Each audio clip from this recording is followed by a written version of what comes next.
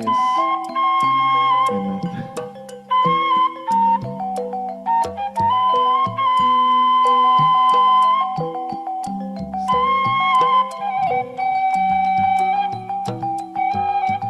One, two, three, check, 1, 2. Hello everyone. Hello everyone. John Strings here.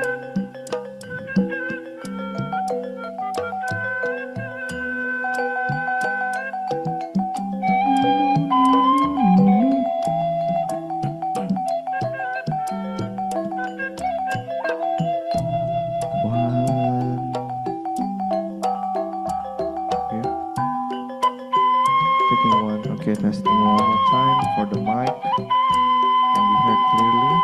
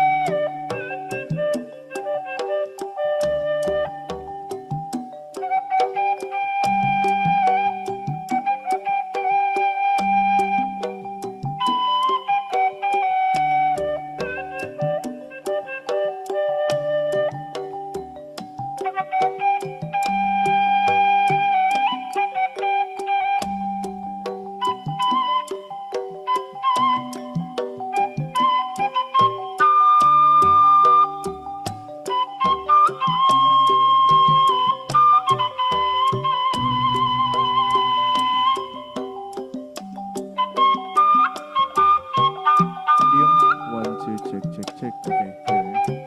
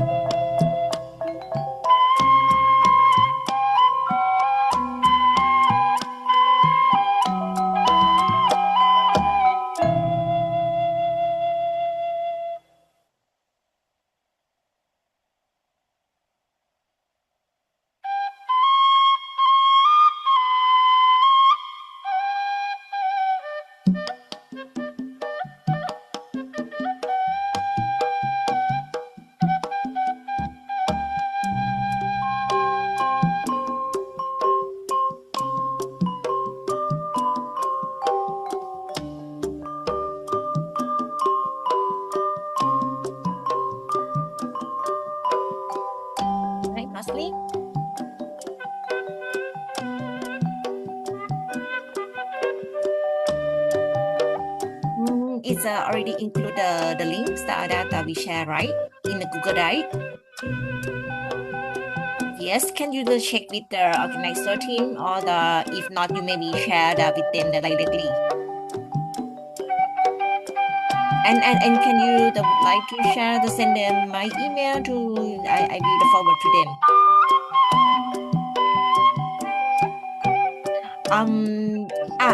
I'm not sure they got it, but it's already included the update the latest one slides or not. You can check with them because the organizer they got all the slide. Yes.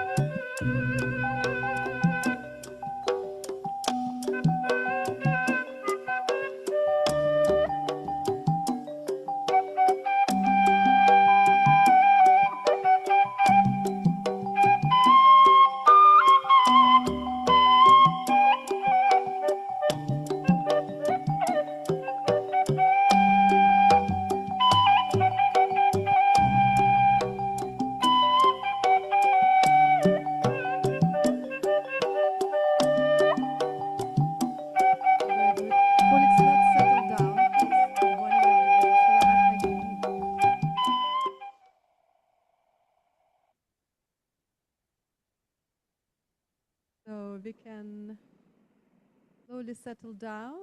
Renee, maybe you can just wave at the people outside of the room so that we expect. So you get okay. So we okay, all right. So let us give us 5 minutes to focus. Yeah. Again, good morning, selamat pagi, everybody. Yeah.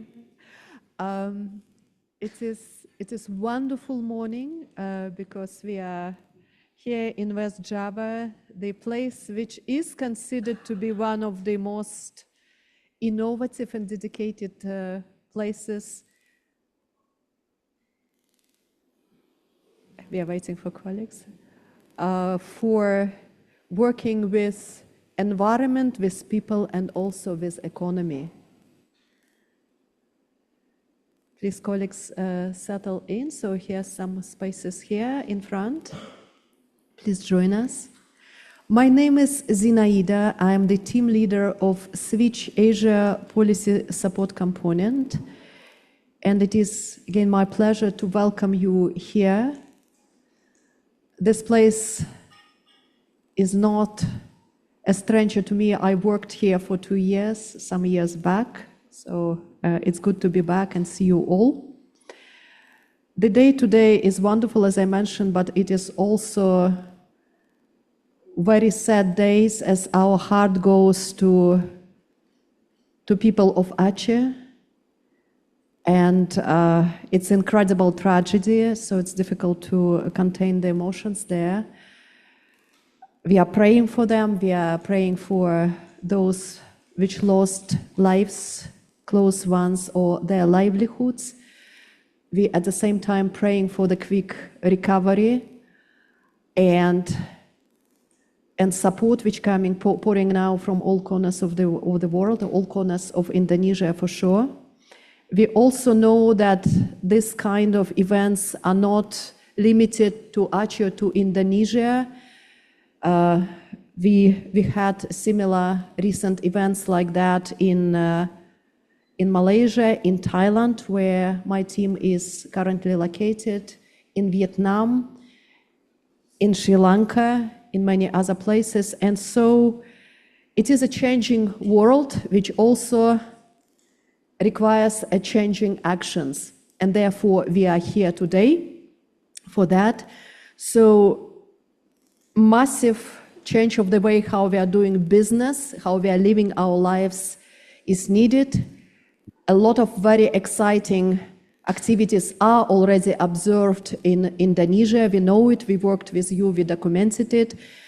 Switch Asia is a program of European Union which is working with areas of sustainable consumption and production and circular economy, and we are operational since 2007.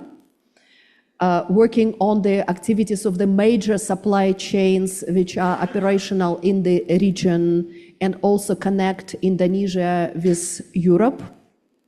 We work through support for the governments and regional organizations to create conditions which would help businesses and other organizations to operate in the situation where good practices, circular practices, practices of avoiding waste, avoiding emissions, being efficient, being socially responsible are appreciated by the government and by the markets.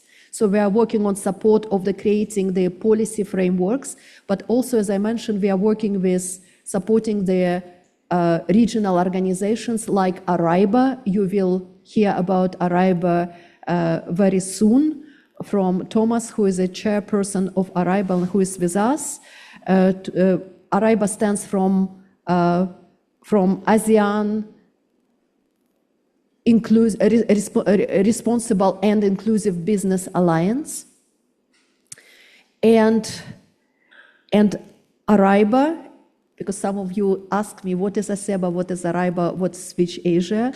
So ARIBA is the organization which came to the EU program Switch Asia, to us, to my team, and asked for support to mobilize businesses for circular economy. So it became ASEBA.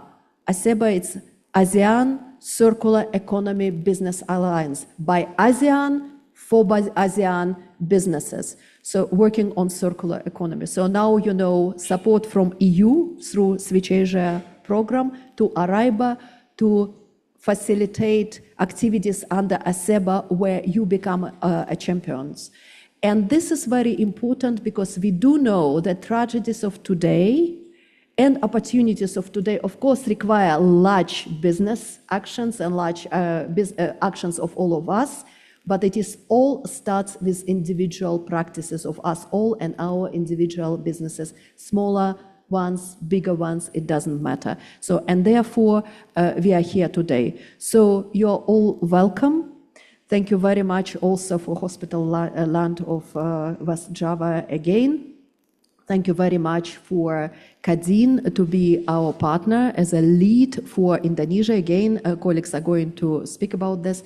And from now on, I am becoming one of you, one of the experts in business and circular economy, or one to be expert in this area, and look forward to fantastic results this morning and in the afternoon. And with this, let me just turn the floor to Thomas, the chairman of ARIBA, for his welcome and introductory speech. Thomas, the floor is yours. Thank you. I think, selamat pagi. Nice to see all of you. There are seats in front. Please, there are seat here, seat over there. Please come in. Before we start, I want to ask the organizer to give us a safety briefing, as well as we will do the national anthem. Okay. The safety briefing, please.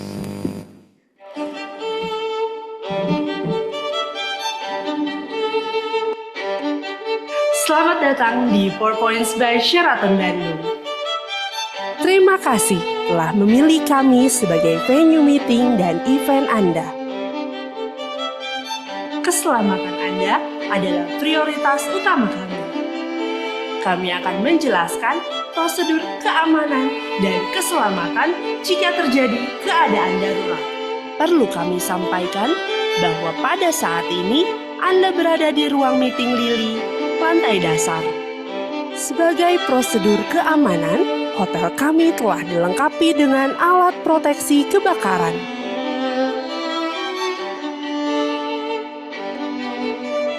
Gedung ini memiliki satu pintu keluar darurat menuju titik kumpul.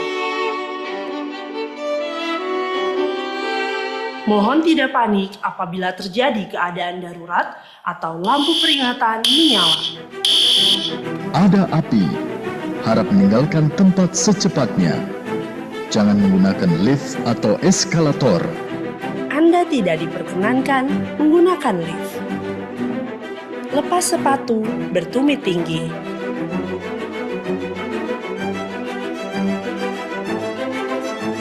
Utamakan perempuan hamil, lansia, dan difabel.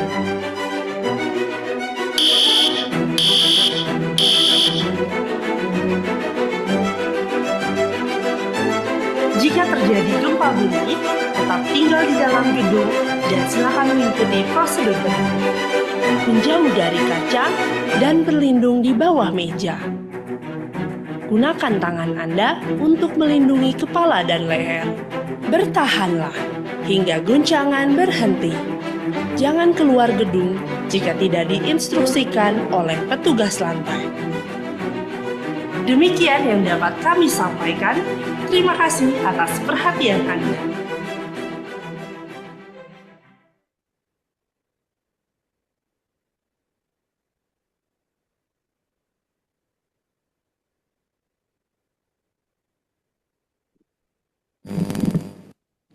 Can we rise for the national anthem?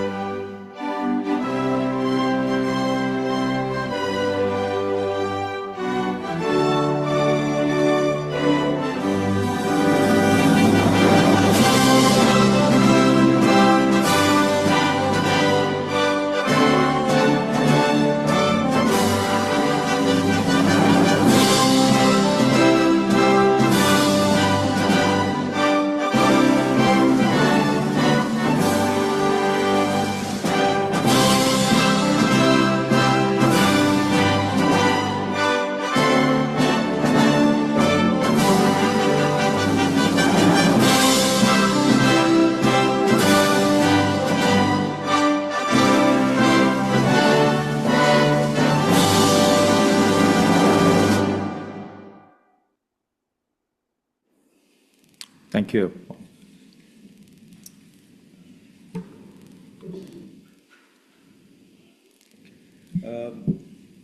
Selamat pagi, good morning. I want to first welcome everybody here. In particular, I also want to acknowledge the presence of our partners for this event, the EU delegation. Ms. Novita will be here, and also from API, representing API will be Yen, and from Kadin, Ms. Masrusa, and also from the Ministry of Industry for this event, Mr. Rixki Aditya will be here. Yeah. I want to start off just like Zinaida before me, remembering the nearly 1,000 people who passed away and about 300 people who are still missing from the floods and the tragedy in Aceh. There are homes lost, and not only homes lost, the infrastructure has been destroyed, and diseases are spreading. So it's a real tragedy, and our feelings, our hearts, prayers go for them. And I hope recovery, relief will get on the way and soon. But the world, if you look at today, Aceh is not an exception. The floods, the tragedy of landslides is happening in Sri Lanka. It's happening in Malaysia, southern Thailand, Vietnam, Philippines. Look around, more and more countries that do. And all this is not just happening widely, it's also happening more frequently. So the weather now is WWW, not World Wide Web, but it's warmer, wilder, and wetter. The climate is there. It also shows that the climate change is really effect. Never mind of the man with the brown, yellow or orange head who says it's all a fraud, but we are facing it and it's a reality. And I think it also shows that there's an urgency to act. And I want to thank all of you that you're all here, because through circular economy, we have the ability to act and act quickly. So let me just start with my slides to give you a bit of background. Can I have my presentation up, please? Okay.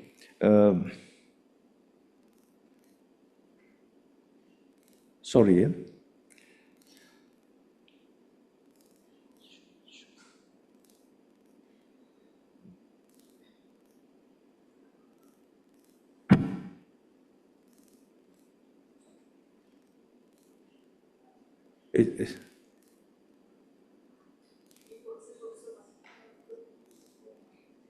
Okay, this is the, okay, I have to give you a bit of introduction housekeeping.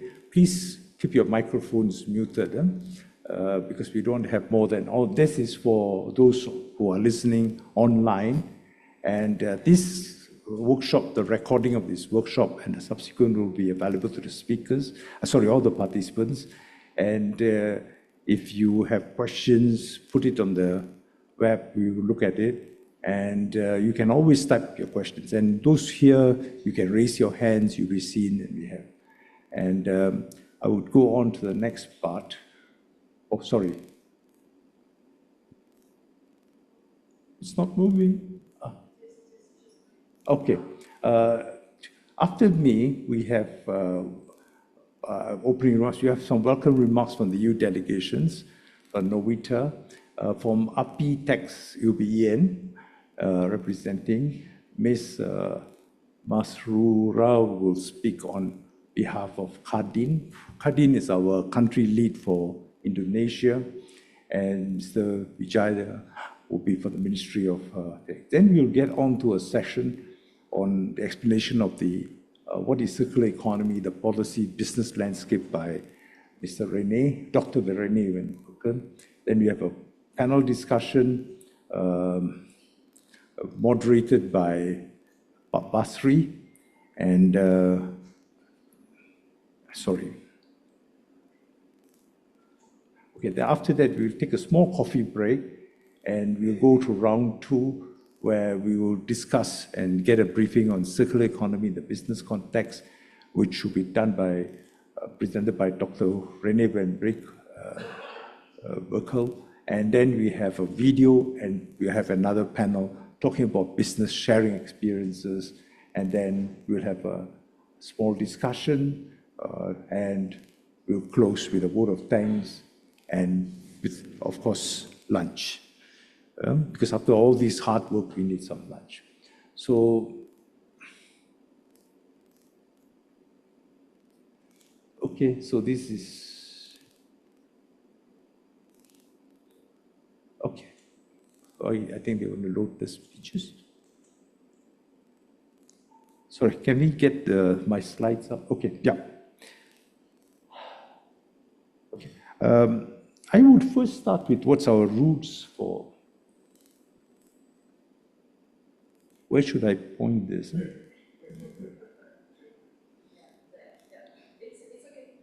Okay, let me explain the roots of this project. There was an organization called the ASEAN CSR Network.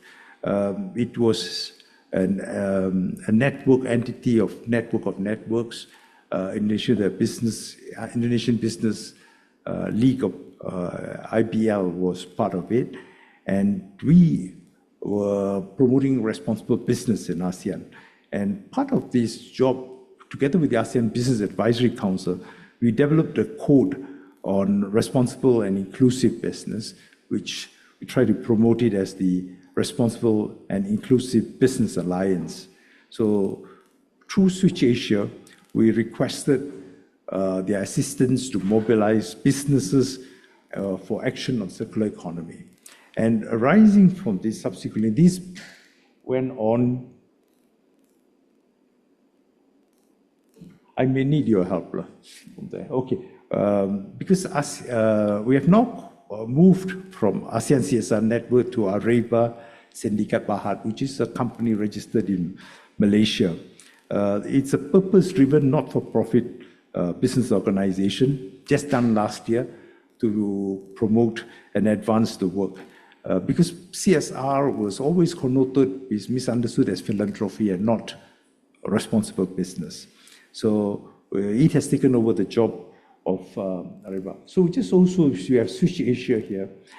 Switch Asia, which introduction Zinaida has already given, has been promoting sustainable consumption and production in Asia since 2007. And that's nearly going to be 20 years.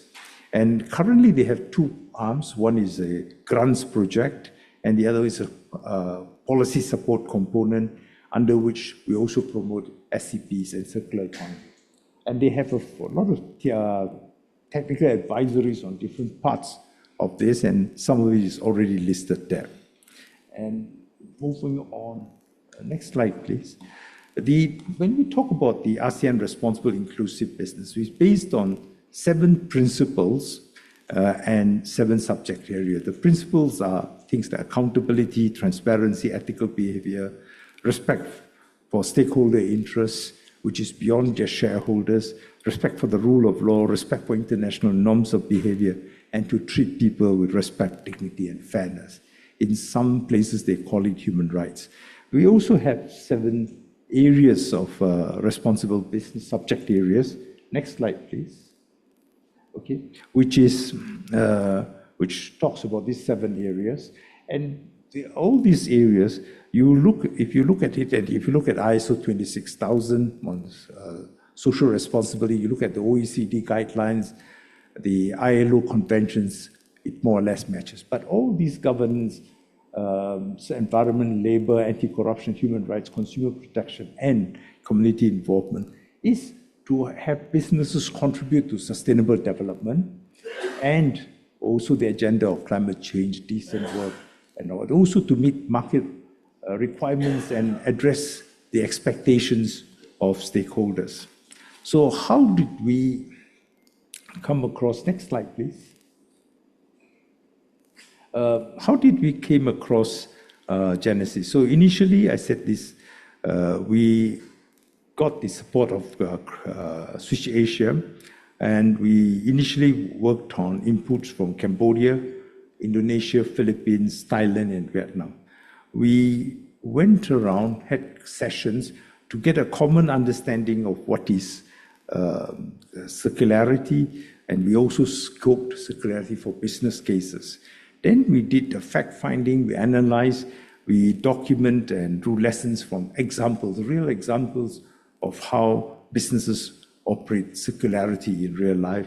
And now then we engaged businesses in how we could convert their ambition and their commitment to do this. And this has resulted in, the next slide, please.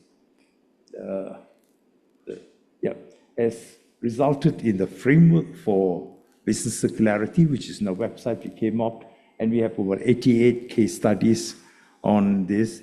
And the last one has resulted in ASIBA.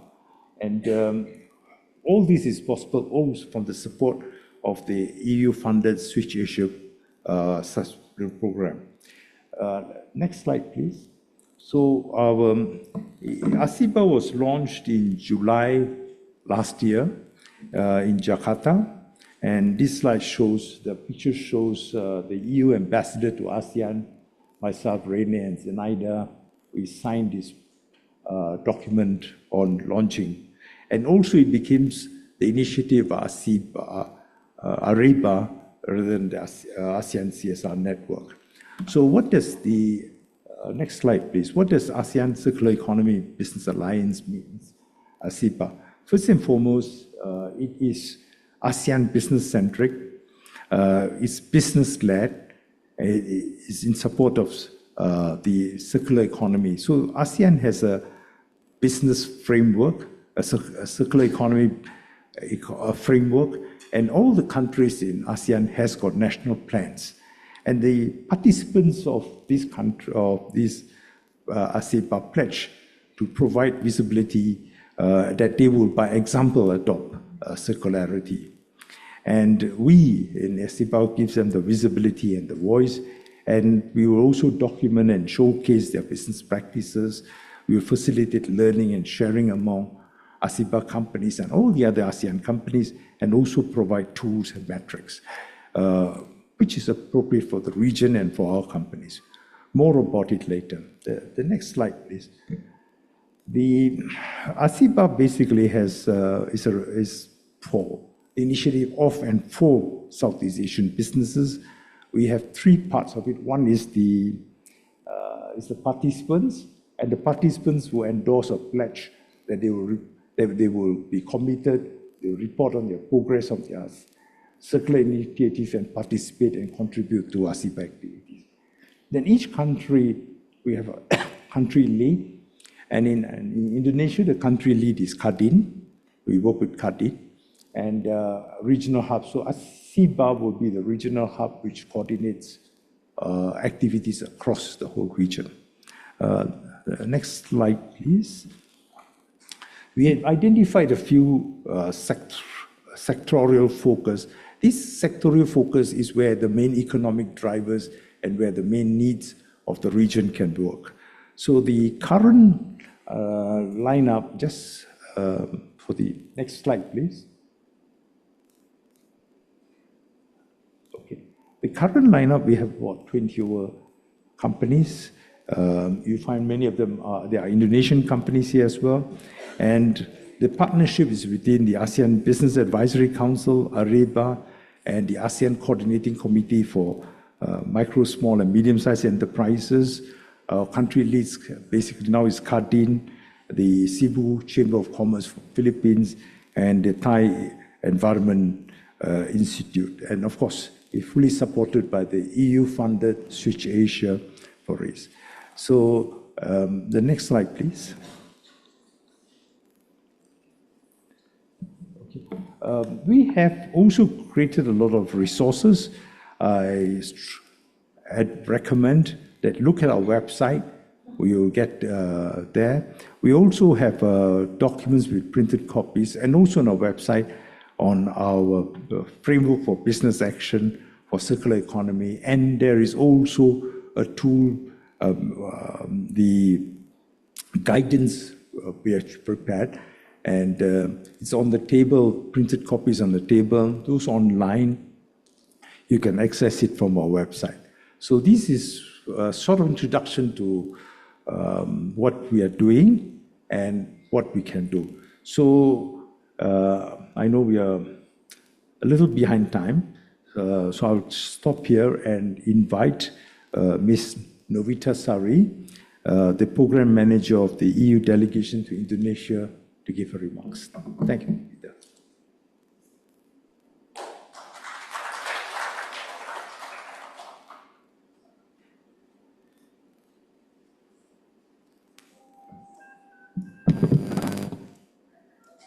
Thank you, Thomas. Terima kasih.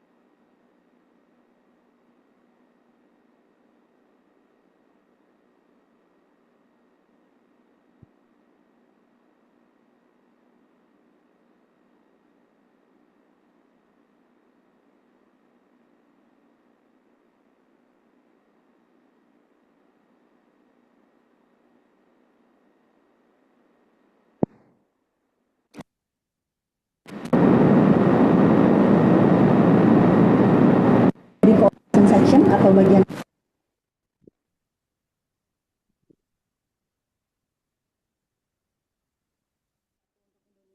untuk ASEAN ada dua duta besar EU untuk Indonesia dan duta besar EU untuk ASEAN. Karena Switch Asia mempersiapkan saya opening remarks. Okay, now it works.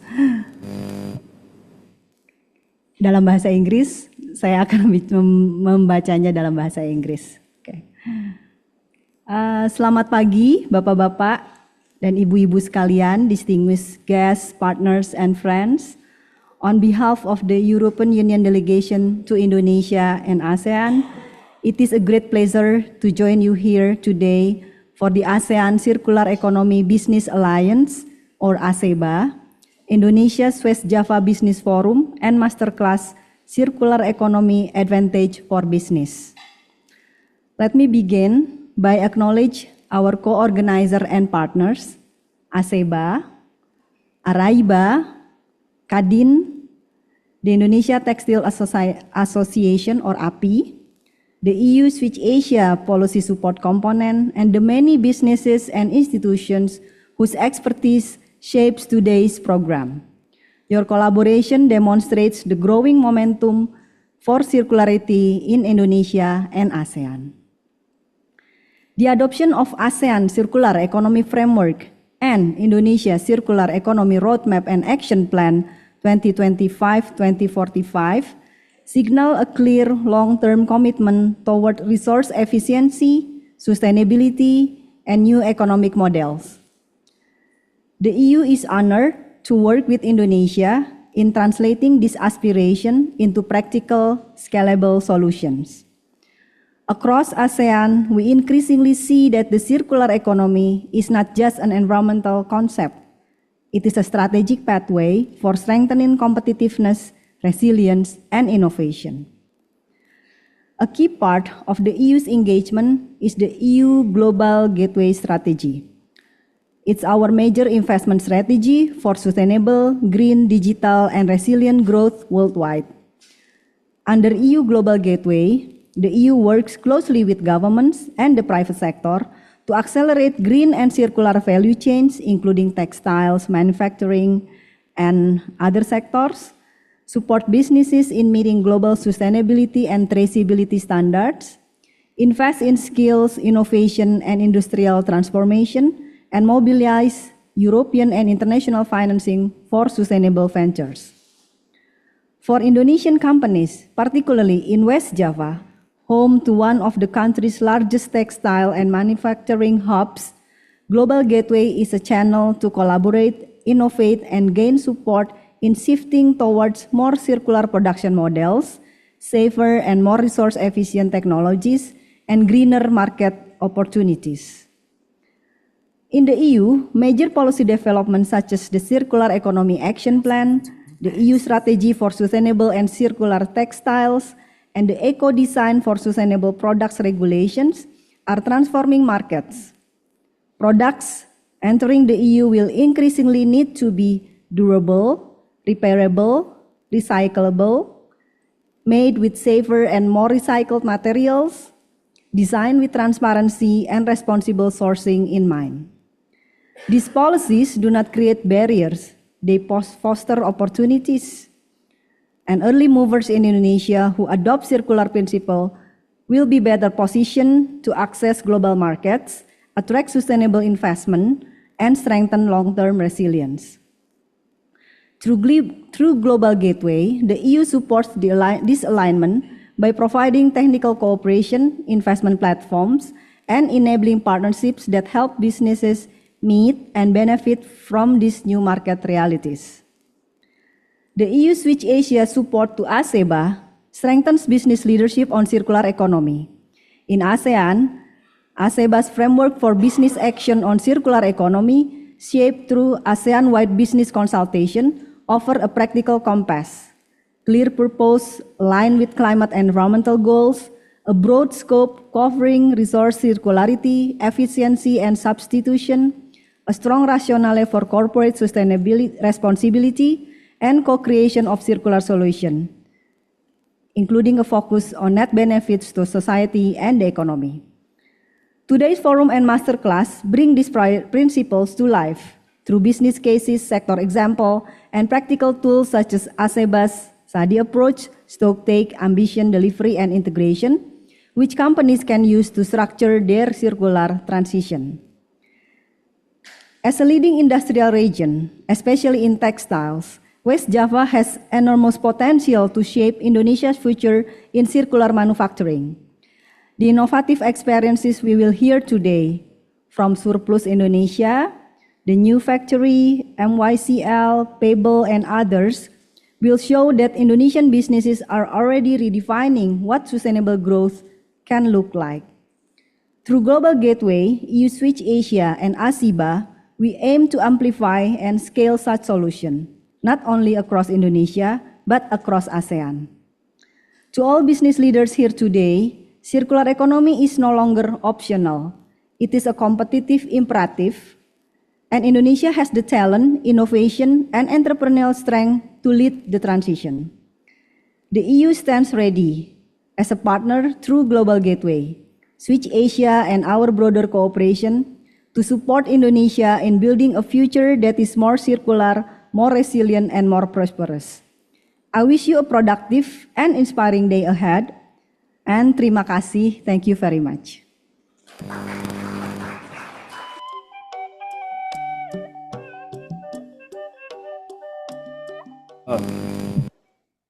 Novita. Now it's my pleasure to invite Mr. Ian Sharif, the Vice Chair of the Indonesian Textile Association, API, for his remarks. Ian.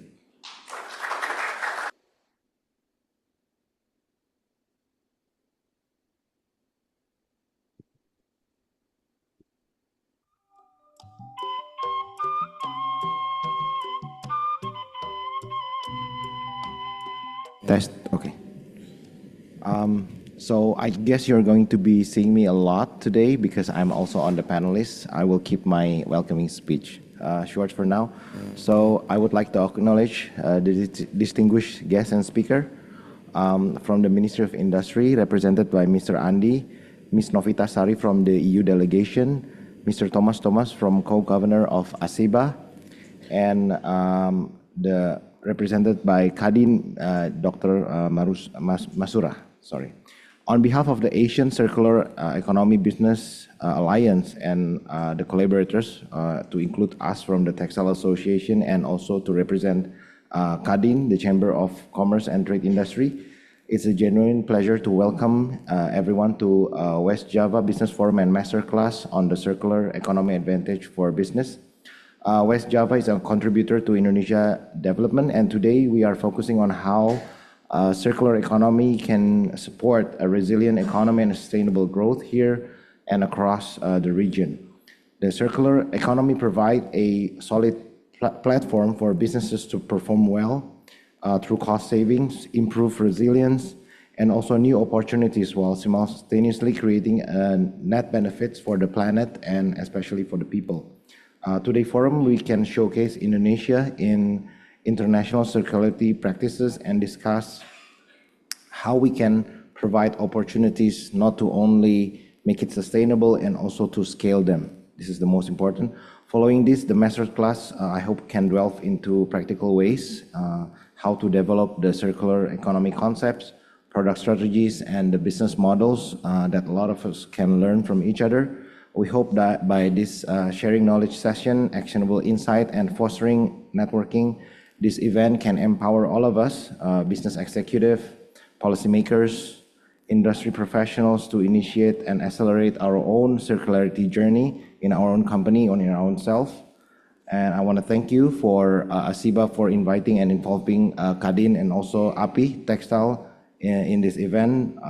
I hope we can start for this important discussion, and we wish a productive and insightful day. Thank you.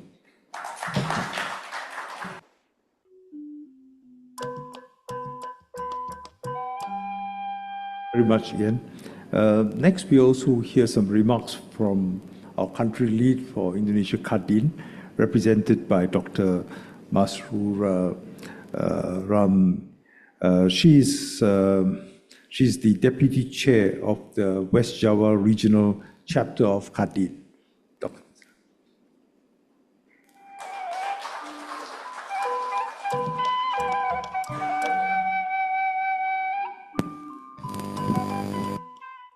Thomas.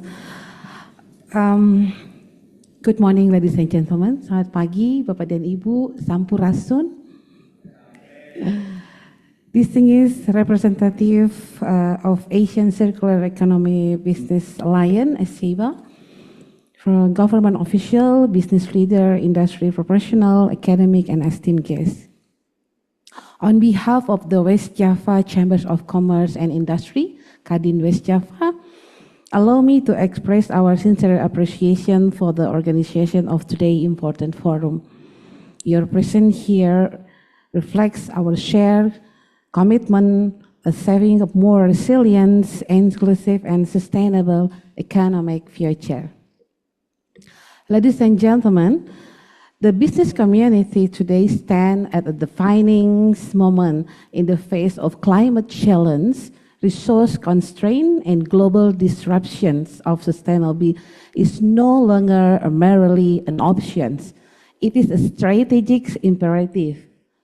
The circular economy is not just an environmental concept, it is a business opportunity. I was spoken with Zainiba and Thomas also this morning about this kinds of opportunity that the hub brings. So it is a business opportunity, a path toward a cost efficiency. This is actually more important for the company. Innovative business models, stronger competitiveness, and long-term resilience. For these reasons, Kadin West Java welcomed the Asian Circular Economy Frameworks and the establishment of ASIBA as a vital platform for business leadership in accelerating the circular transition across our region. I know you have a very important reason to choose West Java as a start for this framework. Yeah? This effort is strongly aligned with the Indonesian Circular Economy Roadmap and Action Plan 2025-2045 and its whole particular relevance for West Java. West Java is a province that remains one of the Indonesia's largest economic engine and a national manufacturing hub. I know this is actually the reason why you choose West Java, yeah, Mr. Thomas and others. Distinguished guests, West Java is home to more than 60,000 enterprises across diverse sectors: manufacturing, textiles and garment, agro-industry, tourism and hospitality, logistics, and more. This gives us enormous potential to become a frontrunner in the circular economy. Many of our industries are already taking important steps, improving energy efficiency, adopting waste reutilization, developing sustainable material, and innovating product design that support circularity. However, we also recognize that this journey cannot be taken alone. We need supported regulatory frameworks, targeted investment, cross-sector collaboration, and most importantly, strong business leadership willing to transform. Kadin West Java is fully committed to being a driving force in this transition. Through policy advocacy, capacity building for businesses, support for innovation, global partnership, and integrating of circular economy principles into regional industrial transformation agendas. We aim to ensure that West Java business community is not merely adapting to change, but leading it. Ladies and gentlemen, today Business Forum and Masterclass offer an excellent platform for learning, sharing, and exploring actionable strategies. This is a critical step in empowering our industry to seize opportunity in a global shift towards circular, resources efficient, and low carbon economies. Let us work together to create a future where economic growth, environmental stewardship, and social well-being reinforce one another. A future where West Java set the benchmark for sustainable and competitive industries in Indonesia and Southeast Asia. Our collaborations, innovation, and strong leadership, and I myself confident that we can unlock the full potential of the circular economy and deliver lasting benefit for our business, our region, and our people. Thank you very much. Assalamualaikum warahmatullahi wabarakatuh.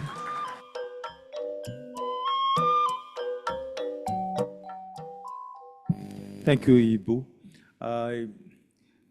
I'll take up your challenge that you and see that West Java hopefully will be setting the example for Indonesia and the region. Now, I also want to acknowledge that without the Ministry of Industry, some of your ambitions is hard to achieve. So we have a representative from the Ministry of Industry, Pak Andi. Pak Andi, please.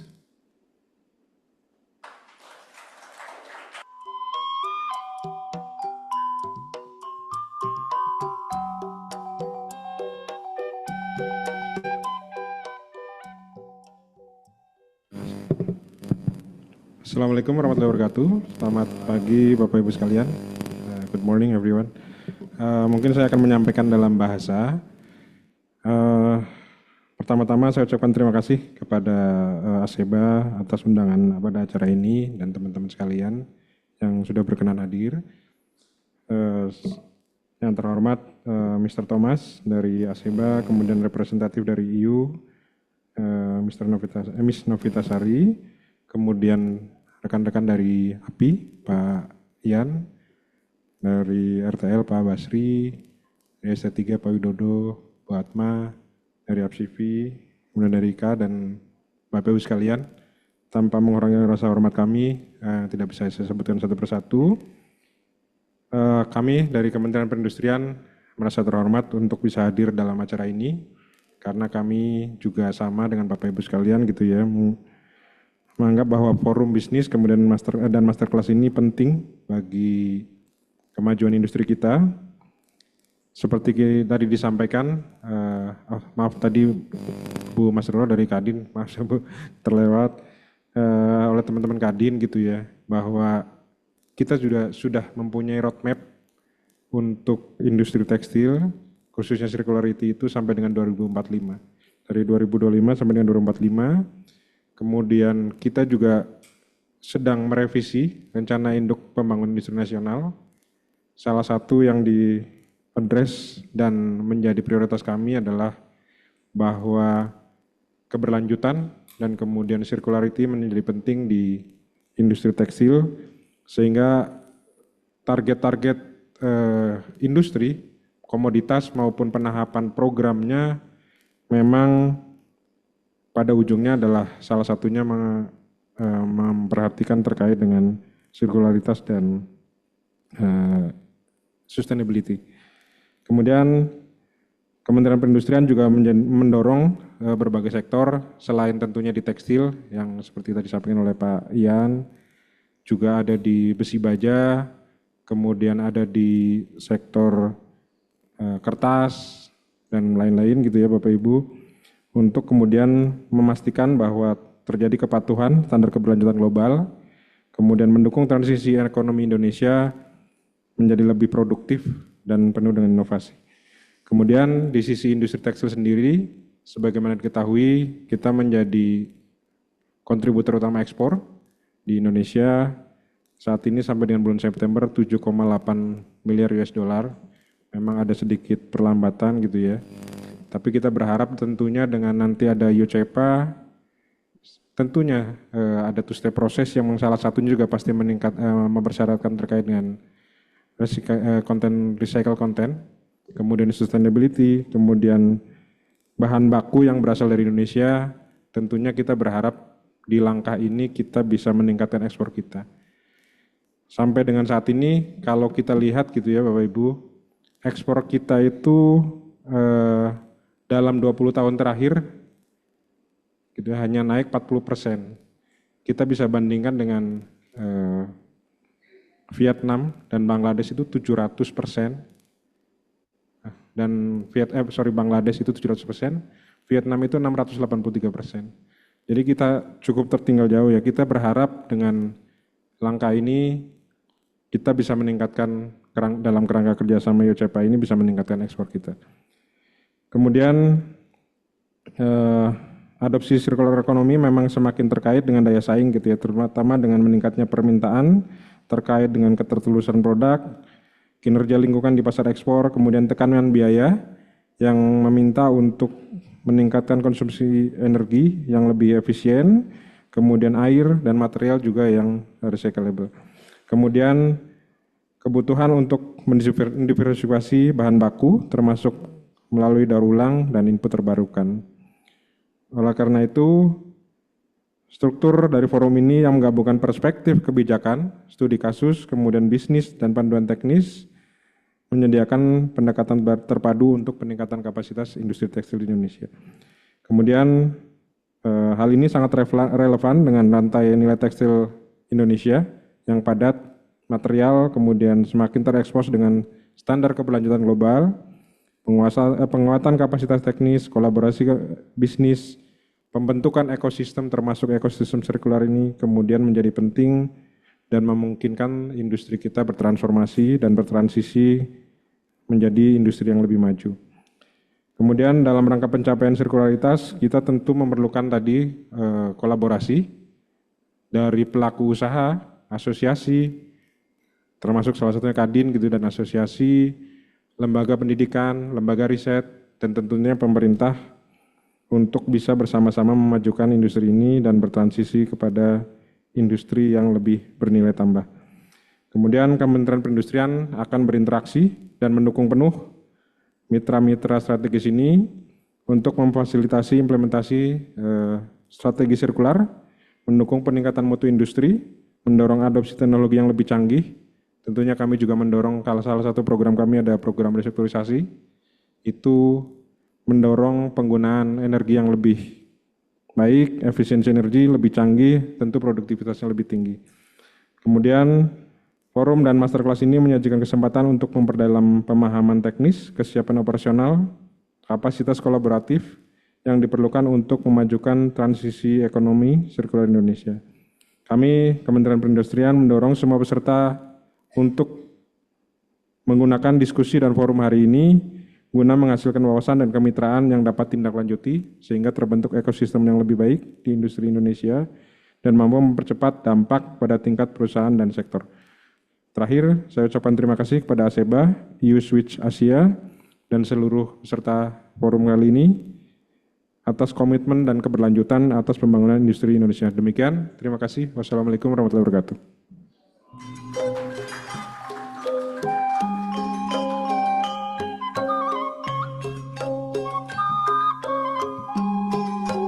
Thank you very much, Pak Andi. Now it's my pleasure to invite the guru of circular economy, Dr. Rene Bach. Over to you. It's nice when I call you guru, you blushed. One of the advantages I have is I blush, nobody knows.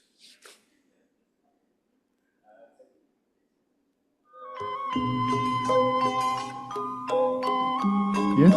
Okay. Selamat pagi. It's indeed a pleasure to be here this morning. I also have a link back to ITB here in Bandung, where I worked for 2 years. So it's nice to be back in Bandung. I forgot most of my Bahasa, so I can't do it in Bahasa, but I will try to still inspire you with some thoughts and background on circular economy concept and business practices, and building upon what some of the previous speakers have already highlighted. Can I get the presentation?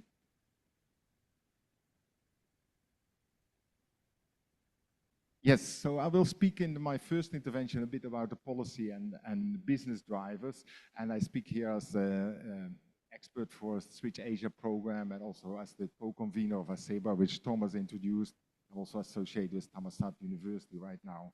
Oh, that was the wrong way. So I want to basically highlight this map as a starting point, that circular economy is on the policy agenda. So this is a map done by the Chatham House, which maps basically countries that have a circular economy roadmap or action plan.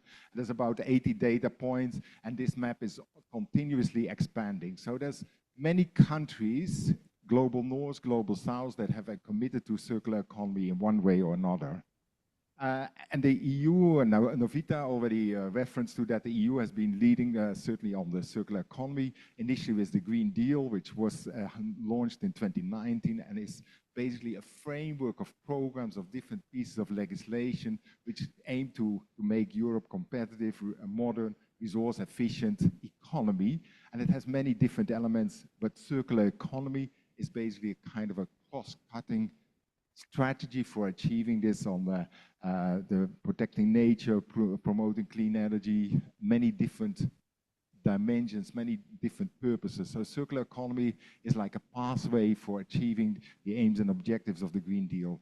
And we had the 2020 Circular Economy Action Plan, which really aims to transform the European Union economy. And people have asked to me, well, what is the key points in there? And it's basically structured around 3 elements. So basically looking at the sustainable product framework, so to ensure that the products that come on the European markets are sustainable, circular, can be recycled, are made with responsible practices from recycled materials. And then the second one is to transform key industrial sectors. Many of those sectors are also the priority sectors which are in the circular economy roadmap for Indonesia, like batteries, packaging, and plastics and textiles. And then the last one is to make markets for secondary materials work. So if we now deal with secondary materials, we need rules and regulations to trade in waste materials and recycled materials. So there's nothing around just waste management, so we have to get away from the perception that circular economy is something like a waste management strategy. No, it's an economic transformation strategy. And the Circular Economy Act is basically expected to be announced next year, which will then create also legal frameworks for secondary materials. Then I think it's very clear, and Novita kind of referred to that, that focus is very much on the input of materials, what comes onto the market. So we don't want to control what comes out of the market, what's waste, that we have environmental policy for that. We have a circular economy framework to basically direct the type of products we want to trade, the type of services we want to have in the economy. So already the 2022 strategy for sustainable and circular textiles, so basically saying that it needs to be textile products durable, repairable, recyclable, made to the extent feasible of recycled material fibers, free of hazardous substance, and also produced in a social equity in an inclusive way. There's clearly is also some language that fast fashion might get out of fashion, so how can we deal with the durability, the extended life of textile products, and profitable reuse and repair services. And then we have, on top of that, basically also the Eco-Design for Sustainable Products Regulation, which is a framework regulation which says that certain product categories will gradually have to comply with eco-design standards. And these eco-design standards will have to be developed, and the first set of standards is currently underdeveloped with apparel, furniture, mattresses, and tires. So textiles very much in focus, but also iron and steel is in there. So it's basically the sustainable Eco-design for sustainable products regulation is a mouthful, is basically a framework for this, and it provides then the opportunity to develop with industries the specific targets that need to be met, the criteria that need to be met by textile products, by mattresses in the future. So this will come into effect and will have more specific requirements in years to come, but it's not far away from here. I think we also mentioned briefly that circular economy is not just something which is happening in Europe or Japan, it's also happening in Southeast Asia. The ASEAN promoted already in 2021 the framework for circular economy for the ASEAN Economic Community. So really positioning circular economy as a means for achieving the regional economic integration. So it's not in the environment pillar, but it's in the economic pillar, and focusing on the resilient economy so that can get access to the resources that are needed, that deals with resource efficiency, using stuff longer, more efficiently, and also does then sustainable growth. And then this is reinforced by other policies of ASEAN, particularly the Sustainable Consumption and Production Framework, which came in 23 and put an emphasis on green products, green public procurement and related initiatives. Then we see a circular economy is not just something at the ASEAN level. Here you see the countries, 7 countries have some kind of circular economy policy or roadmap, including then the Bappenas strategy, which was officially launched last year, 2025, 2045 is the 5 sectors. But you see also Malaysia, Singapore, Cambodia, Thailand, Vietnam, all have launched national circular economy strategies, and also some of the countries which are not yet on this point, like Philippines, as for example the only country that has regulations for extended producer responsibility. So there is also other initiatives beyond just the national circular economy action plans. So common trust areas which we see for Southeast Asia is that business will have to lead the change. So if we're talking about bringing products and services on the market, that is a business agenda. So we need to enable, facilitate, support businesses to make the transition. That's very much, of course, the trust which SEBA has. We see then other policy instruments which are very much central to this is the strengthening basically green public procurement, so getting governments to buy green eco-design products and not just paper and efficient office equipment, but also like uniforms and maybe construction, infrastructure products, so projects where circularity can be incorporated into the design.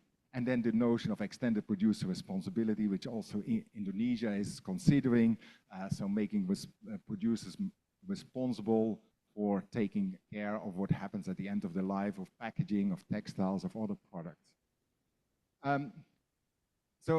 Circular economy is kind of an ill-defined concept. There is not a single accepted definition. We will go later on today on that more. But there is a kind of a common perception around it that we need to get away from the take, make, use, and throw away. So we take materials from nature, we manufacture a product, we use the product, and the product is then thrown away at the end of life, to something which is taking the product and making the product, using it for extended duration, repair, refurbish, we manufacture it, and then keep on using it and recovering the materials. So even without that overall model, when we started the consultations on circular economy here in Southeast Asia, we continuously get the question on why should business bother? And we came up with the notion that it's basically about performing well, doing good.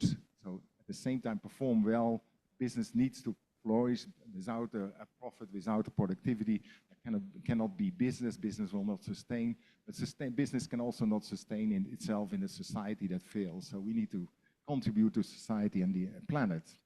So I'll give you some examples. Thomas mentioned that we have 88 examples. There will be more, which we've discussed.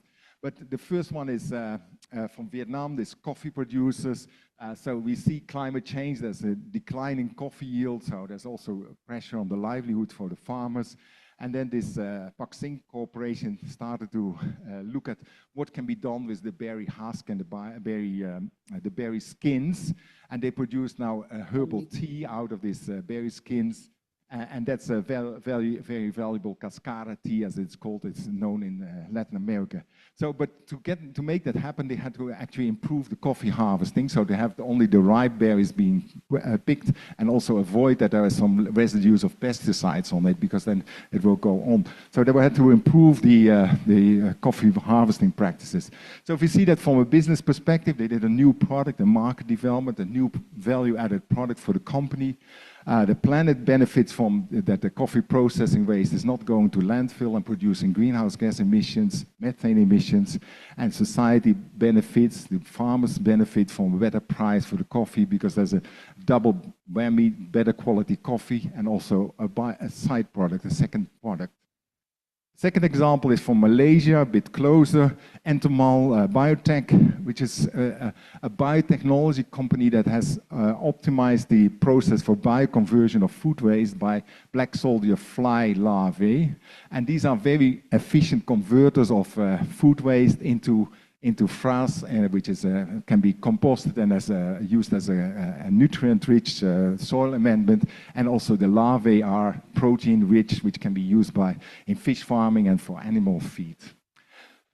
So if you look this also from a business perspective, this company is a technology provider, so they provide the systems which are engineered for that and optimized, and they can also buy then the products and sell the products on the markets to pet food providers and so on. So they have also done the product and market development for insect protein and composted frass. Here you have also the planetary benefit of avoiding the rotting of food waste in the landfills, which generates greenhouse gas emissions. And then the society is a new income earning potential, because it's a small scale system that can be done by communities or malls or hotels to do that. And now they are also trying to get this to local communities, like 30 tons of food waste a day. So other applications of the black soldier fly are also known. We have documented it for Rai region, Cambodia and Sivatel and butterfly in Thailand. So this is an opportunity which we see in different countries in Southeast Asia. My third example is from Thailand. This is SE Grant. So this is traditionally a company that was dealing with trading in textile waste to be used as stuffing in toys and in car seats and so on. And they moved into mechanical recycling, so trying to comp the material, cut it back and extract the fiber and then respin it and produce new textile waste. So they do about 400 tons a month, and they have custom designed recycled fabrics, and they have also a rooftop solar plant. So if you look here, they did basically new product and market development for recycled fabrics. They avoid the textile waste going to landfill or being incinerated. They also do the color sorting so that there's no need to dye again. You can't produce white, but you can produce many of the different colors then. And they use renewable energy. And they have tried to work with local weavers to provide also new opportunities there. And this is similar to Pable. Pable we will hear a little bit later from Indonesia. My fourth example is also from Bangkok, Sivatel, which is a city-based hotel. So it's in the middle of the city. They have a zero food waste program where they have minimized food waste, and they do also a little bit small black soldier fly farm on the rooftop to recover some of the food waste. They do the locally sourced organic produce for there, and they've eliminated basically single-use plastic bottles and containers in the amenities and energy-efficient building management. So they have a huge amount of cost savings on basically on the food waste, reducing that, and the energy and waste management have also improved, so the energy efficiency in the basement, and they have really some organic food on the rooftop which they use. They eliminate then the single-use plastics, 125,000 pieces, reduction of waste generation by almost 50%. Energy consumption, a more gradual decrease, but 10% over 4 years, so it's more incremental. And then bioconversion of this food waste. And they do have established partnerships with farmers outside Bangkok to produce for them organic certified food as input. We have comparable examples also from Cambodia, Philippines, Laos, and I think there are also companies in Indonesia that we should showcase that have done similar practices. The last one is from the automotive sector, because that's also an important sector for West Java. This is Fortune Parts industry. They basically do injection molding for car parts like bumpers, mirrors, other parts of cars. And they basically decided about 4 years ago that they were going to switch to using recycled plastics. And they have achieved now 84% of the plastics is recycled plastics. But in the process of having done that, looking at the conversion from virgin to recycled plastics, they also found out that many parts they can make with less plastic. So they have the weight reduction of bumpers up to 25%. And they certify now for zero waste, hazardous waste to landfill. So they said we're not going to landfill any waste. And they have bio and solar energy. So they have really, as a medium-sized company, have almost €2 million annual savings on materials, energy, and water cost. And they have also installed this program that some of the molds, which they are no longer using, they're renting them out to competitors who are using these products, and they have an additional stream of revenue by renting out these molds and remanufacturing them. As I said, I said 84% is 82% recycled plastics, which is 6,400 tons. They have 33% renewable energy and dematerialization in plant use. And they have actually eliminated quite a lot of hazardous waste, which is, of course, benefiting the people who are working in the place and the communities around.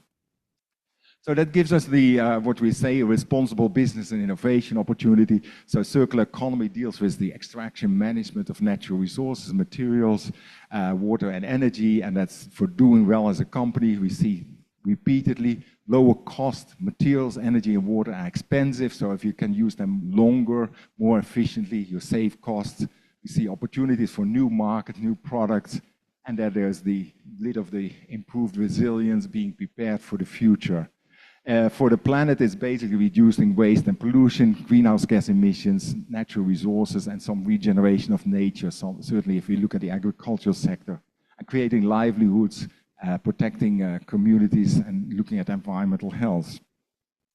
I think here I would wrap up. I would just like to highlight, you can scan this code, and on the table is some of the flyers which are around there. We have 16 business cases from Indonesia. I will come back to them a bit later on, but I'll finish here with reiterating that really what also was said by several of the speakers in the introduction, circular economy is no longer a utopia of something which cannot be done. It's something that we need to face head on, and we need to find practical ways to get moving. And that will be the thrust of today. We will not say you change from one day to the other, from linear to circular, but we have to start circularizing our businesses. We have to start initiating initiatives that are doable so that we can make companies more sustainable. With that, I think we go to the first panel.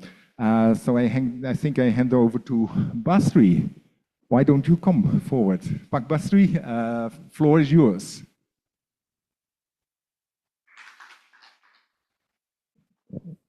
I think we are going to have the lunch at 2 o'clock, Maurice.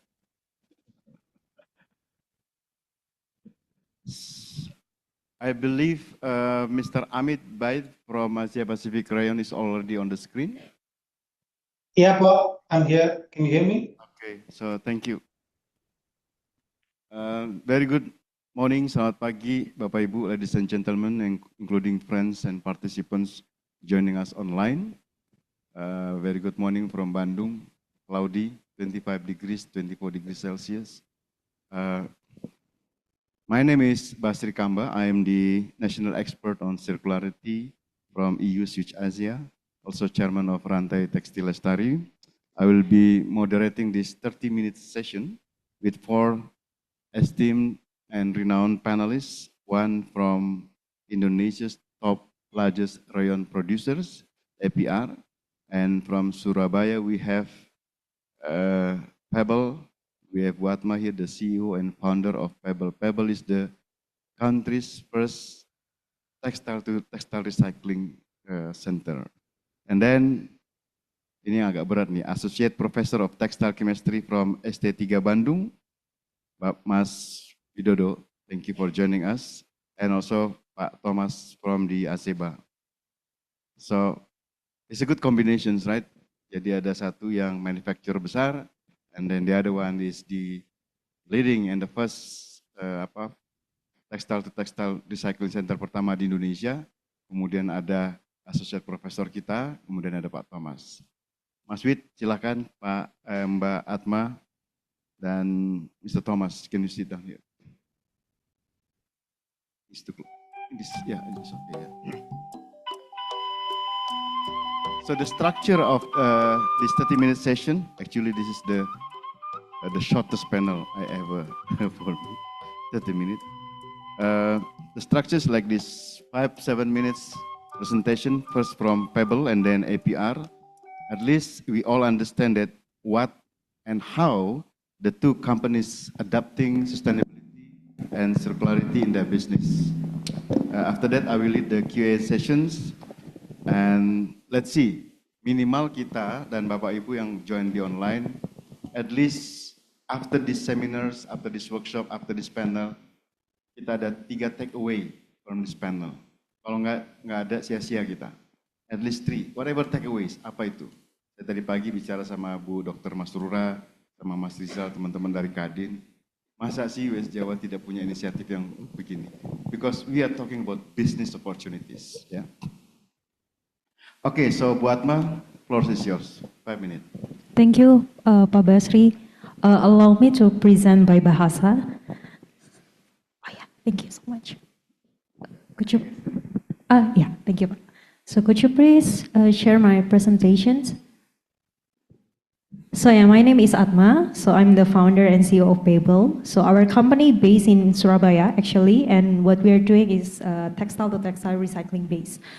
So based on this information, sorry aku mungkin akan balance sama bahasa Indonesia. Tadi pamitnya bahasa Indonesia ya. Fair lah kalau dari data sebetulnya kenapa sih Pebble melakukan masuk ke sektor circular economy specifically in textile. Kalau kita berkaca di Indonesia sendiri, secara tahunan kita melihat pertumbuhan untuk textile waste generation itu bertumbuh. Bahkan di tahun 2030 kita akan projected reach over 3.9 million tons. Permasalahannya adalah kalau kita bicara numbers, berapa banyak dari numbers ini yang berhasil untuk didaur ulang menjadi material lagi, datanya cukup menyedihkan sebetulnya, like less than 8%. Dan sisanya kemana? Itu selalu end up di landfill ataupun dibakar.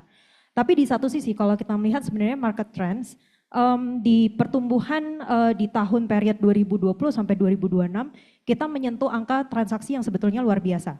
Nah permasalahannya adalah di data yang saya baca di tahun 2022, recycle fabric sebetulnya di Asia kita tuh pegang market share hampir 50%. 2022. Tapi di tahun 2024 kemarin market share itu berganti. Sekarang semuanya dikuasai oleh China, bahkan China sudah reach over hampir 60%. Market untuk material daur ulang semuanya dikuasai oleh China. No wonder karena semua produksi secara majority semuanya datangnya dari China. Dan ini adalah milestone kami sebetulnya di period 2020 ketika perusahaan kami mulai berjalan.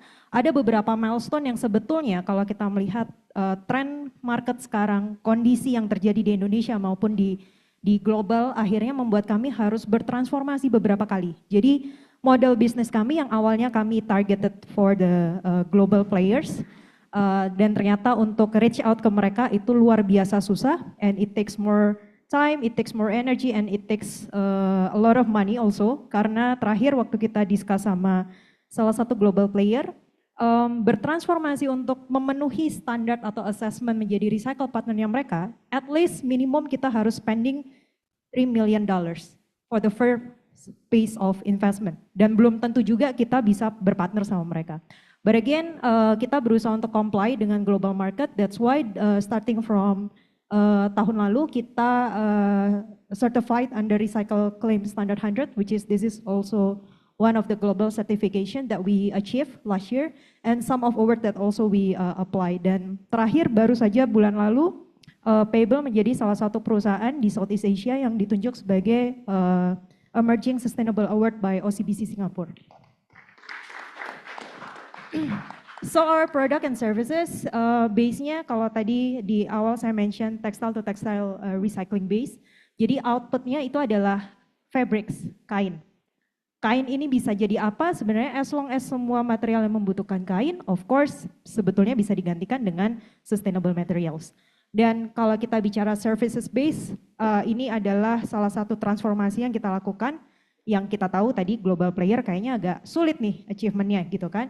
Dan kita melihat sebetulnya masalah sampah tekstil itu bukan lagi kita pointing ke manufacturer, tapi kita pointing juga ke consumerism-nya. Dan di sini kita punya services namanya Uniform Disposal Program, atau sekarang kita mentionnya adalah Green Circular Program.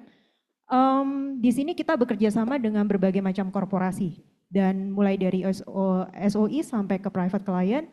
Jadi intinya adalah kami mendaur ulang material seragamnya mereka untuk menjadi material lagi, dan hampir seluruh dari customer kita menggunakan material tersebut untuk seragam kembali ataupun impact merchandise. Ini adalah beberapa metode yang akhirnya kita shifting beberapa kali dan melihat yang penting ada pertumbuhan dari angka pengolahan limbah tekstil kita dan penyerapan. Yang penting adalah Indonesia harus kebentuk dulu nih marketnya.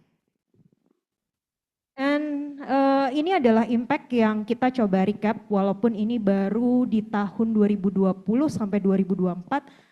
Tapi these numbers yang saya pengen bilang adalah kalau kita bicara circular economy business model, apakah itu applicable di Indonesia? Yes. Apakah itu menjadi skala yang profitable? Yes.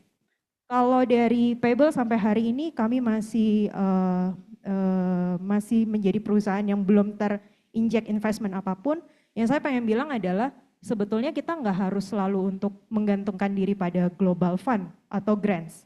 Yang penting adalah kita tahu clarity of why yang akan kita jalankan di company kita seperti apa, dan kita bisa ukur sebetulnya dampaknya masing-masing. Dan mungkin yang menarik adalah angka dari social impact 138.000 plus. Ini itu adalah pertumbuhan yang menurut kami luar biasa. Jadi impact itu bukan hanya kita bicara direct impact siapa yang menerima manfaatnya, tapi indirect, as a knowledge, as an access, as an transformation. Semua itu adalah numbers yang sebetulnya bisa kita hitung. Dan again, kalau kita bicara circular economy, any numbers, growth numbers itu matters. Sorry. Okay, I think this is my last slide. So saya kembalikan ke Pak Basri, kita diskusi lebih lanjut Pak. Thank you so much. Terima kasih. Jadi kalau ada dari Pemda Jawa Barat atau Ibu Kadin, baju-baju itu silahkan kalau mau di-recycle lagi. Ya. Mumpung we are still with Bu Atma, kalau mundur ke belakang Bu, misalnya 4-5 tahun yang lalu, apa yang Bu Atma akan lakukan lebih baik misalnya? Kalau mundur ke belakang kira-kira, oh saya mestinya lupa supaya menginspirasi teman-teman yang ingin memulai bisnis mereka dengan mengadopsi circularity. Silakan. Oke, mungkin kami lumayan agak tertatih-tatih Pak kalau saya boleh bilang di awal-awal, karena kita tidak punya study case pada saat itu. 2020 tuh tidak ada bicara circular economy, nggak ada yang paham Pak. Dan kalau kita bicara benchmarking di Indonesia ada nggak? Sayangnya sulit untuk dicari. Akhirnya benchmarking yang saya temukan jaraknya cukup jauh, ada di Guatemala cukup jauh. Tapi dari situ akhirnya perjalanan kami 2020 sampai 2025 semuanya trial and error Pak. Andai kata misal saya boleh mengembalikan waktu ya, mungkin saya membutuhkan sebuah langkah strategik yang terukur secara kuantitatif ataupun kualitatif, dan kita bisa ukur dampaknya penting atau enggak terjadi, impactnya apa gitu. Jadi mungkin teorinya lebih ke teorinya Pareto 80/20 Pak. Jadi 20% effort yang kita lakukan itu memiliki impact ke 80% yang harusnya kita targetkan. Nah itu yang mungkin satu case yang saya ingin sampaikan, terutama untuk SDM. Kalau kita bicara circular transition, SDM di Indonesia, knowledge yang kita punya hari ini itu sangat jauh gapnya, terutama kalau kita bicara global transition, kita bicara global market, jauh sekali. Teknologi, inovasi semuanya jauh, sehingga kita semua butuh momen yang saya bilang mungkin percepatan ya Pak ya kalau bahasa pemerintah sekarang, karena memang itu yang kita butuhkan gitu. Yes, akselerasi gitu. Jadi dengan adanya akselerasi, knowledge gap, technology gap, SDM gap, innovation gap, semuanya harusnya bisa kita kejar gitu dengan akselerasi yang bisa kita lakukan. Baik, terima kasih. Bapak Ibu, teman-teman yang join online, kalau ada pertanyaan silakan di chatting room. Nanti teman-teman ini sampaikan ke saya. Mumpung ada Pak Andi di sini dari Kemenperin, karena beliau ini di Kemenperin, Bu Masrura, beliau lah yang sebenarnya yang strategic think tank yang ada di sana mengenai circular economy. Semangat-semangat kita kalau beliaunya nggak bergerak, kita juga nggak bergerak-gerak. Jadi mumpung beliau ada di sini dan masih berkenan sama hadir dengan kita. So the next one is actually Mr. Amit Bait, Head of Business Development of Asia Pacific Rayon. Can you please share the presentations? Okay, Pak Amit Bait, silakan. Good morning, everyone. Am I audible? Yeah, it's already. Okay. We can hear you. So, good morning, esteemed guests. So basically, I'm going to present the sustainability journey or circularity journey of Asia Pacific Rayon. So international consulting company McKinsey conducts a survey called State of Fashion every year. And this year, which is, they have published a State of Fashion 2026, in which they mentioned that more number of executives they have interviewed believe that 2026 is going to be more challenging. So from 24 to 25 and 25 to 26, this number is continuously increasing. Why it is more challenging? Because there is a weaker consumer confidence, reduced spending, and there are macroeconomic volatility like inflation, geopolitical issues. Amongst all these adverse market conditions, APR is committed to sustainability and circularity. And we have, through April 2030 mandate, please, next slide, please. So there are 4 key pillars by which we are committed towards sustainability and circularity. The 4 key pillars are climate and nature positive, clean manufacturing, circularity, and inclusiveness. So I'll briefly touch upon all the points. So in climate and nature positive, we are trying to reduce greenhouse gas emissions, reduction of fresh water consumption, and at the moment we are as per target and advancing in spite of all the challenges. In fact, we have, in case of renewable energy, we are already ahead of 50% mark of our commitment to use 50 megawatts of solar energy. So we are already 50%, more than 50% ahead in 2025. With 26 megawatt of solar energy. And in clean manufacturing, we have been awarded Indonesia's prestigious Green Industrial Certificate. And not only that, we have also achieved gold standards in international, which is like ZDHC, which is zero discharge of harmful chemicals. EU BAT certificate, which is one of the most prestigious certificate in the industry. Which ensures clean manufacturing, and circularity, about which we have spoken so widely so far. So it is very close to our heart. We have a patented process by which post-consumer and post-industrial textiles can be converted back to textiles. It's a recycling process. However, there are certain challenges, and we are cautiously optimistic about this. It's a very close project to our heart. We have right association with NTU, with RTL, and Global Fashion Agenda, and we are very confident that in near future we'll be able to advance ahead with this project. And in case of inclusiveness, we are tying up with, we are promoting regional textile hubs, especially in Riau. We are empowering entrepreneurs by promoting and preserving local traditions. Rumah Batik is one such program by which uh, we have trained and promoted entrepreneurs. Uh, we have trained 25 women entrepreneurs, and we have trained 50 local artisans. So with that, I think the recurring theme of so far all the people who have spoken is resilience and cost reduction, and that, of course, is what we have been pursuing so far. And as going back to the words of next slide, please, going back to the words of Dr. Rene.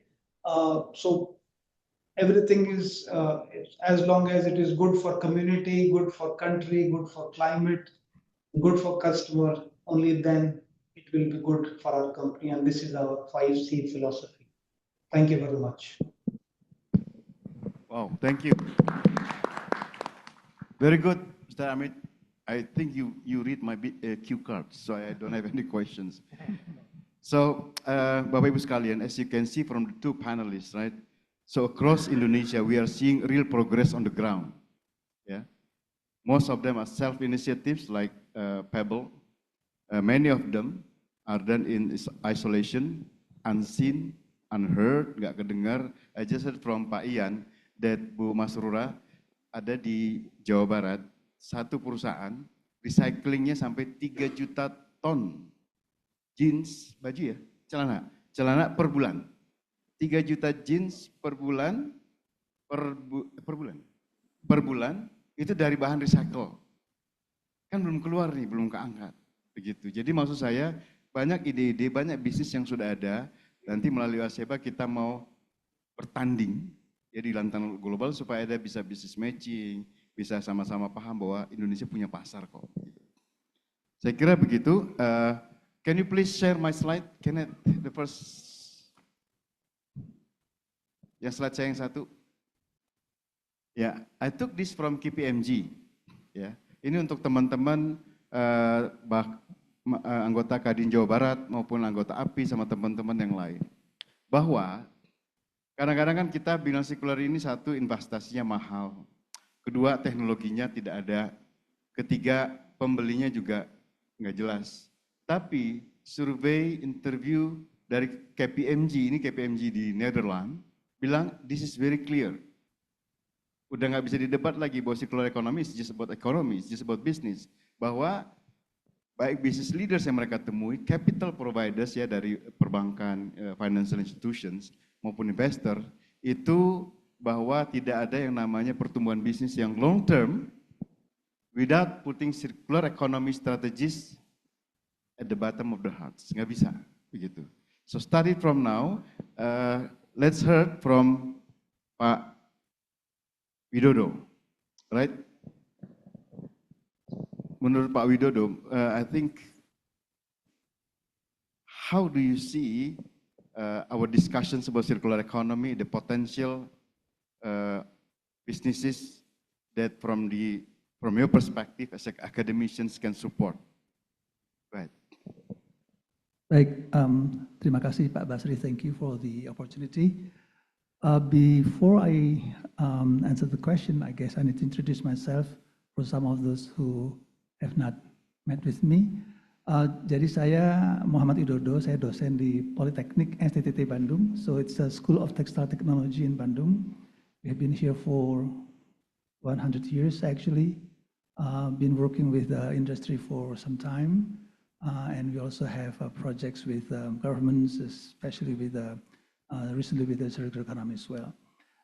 Ya, jadi memang persentuhan saya dengan circular economy belum terlalu lama, Pak Basri. Saya juga masih ingat betul pertama kali mengenal Mbak Atma, tahun berapa itu Mbak Atma waktu ada 2002, enggak, sebelumnya waktu Mbak Atma diundang ke kampus, 2022.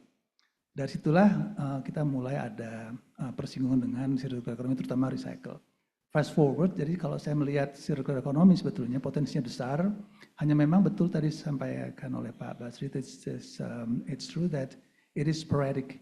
So the industry and then the business and also the academicians also are sporadic in working with the circular economy.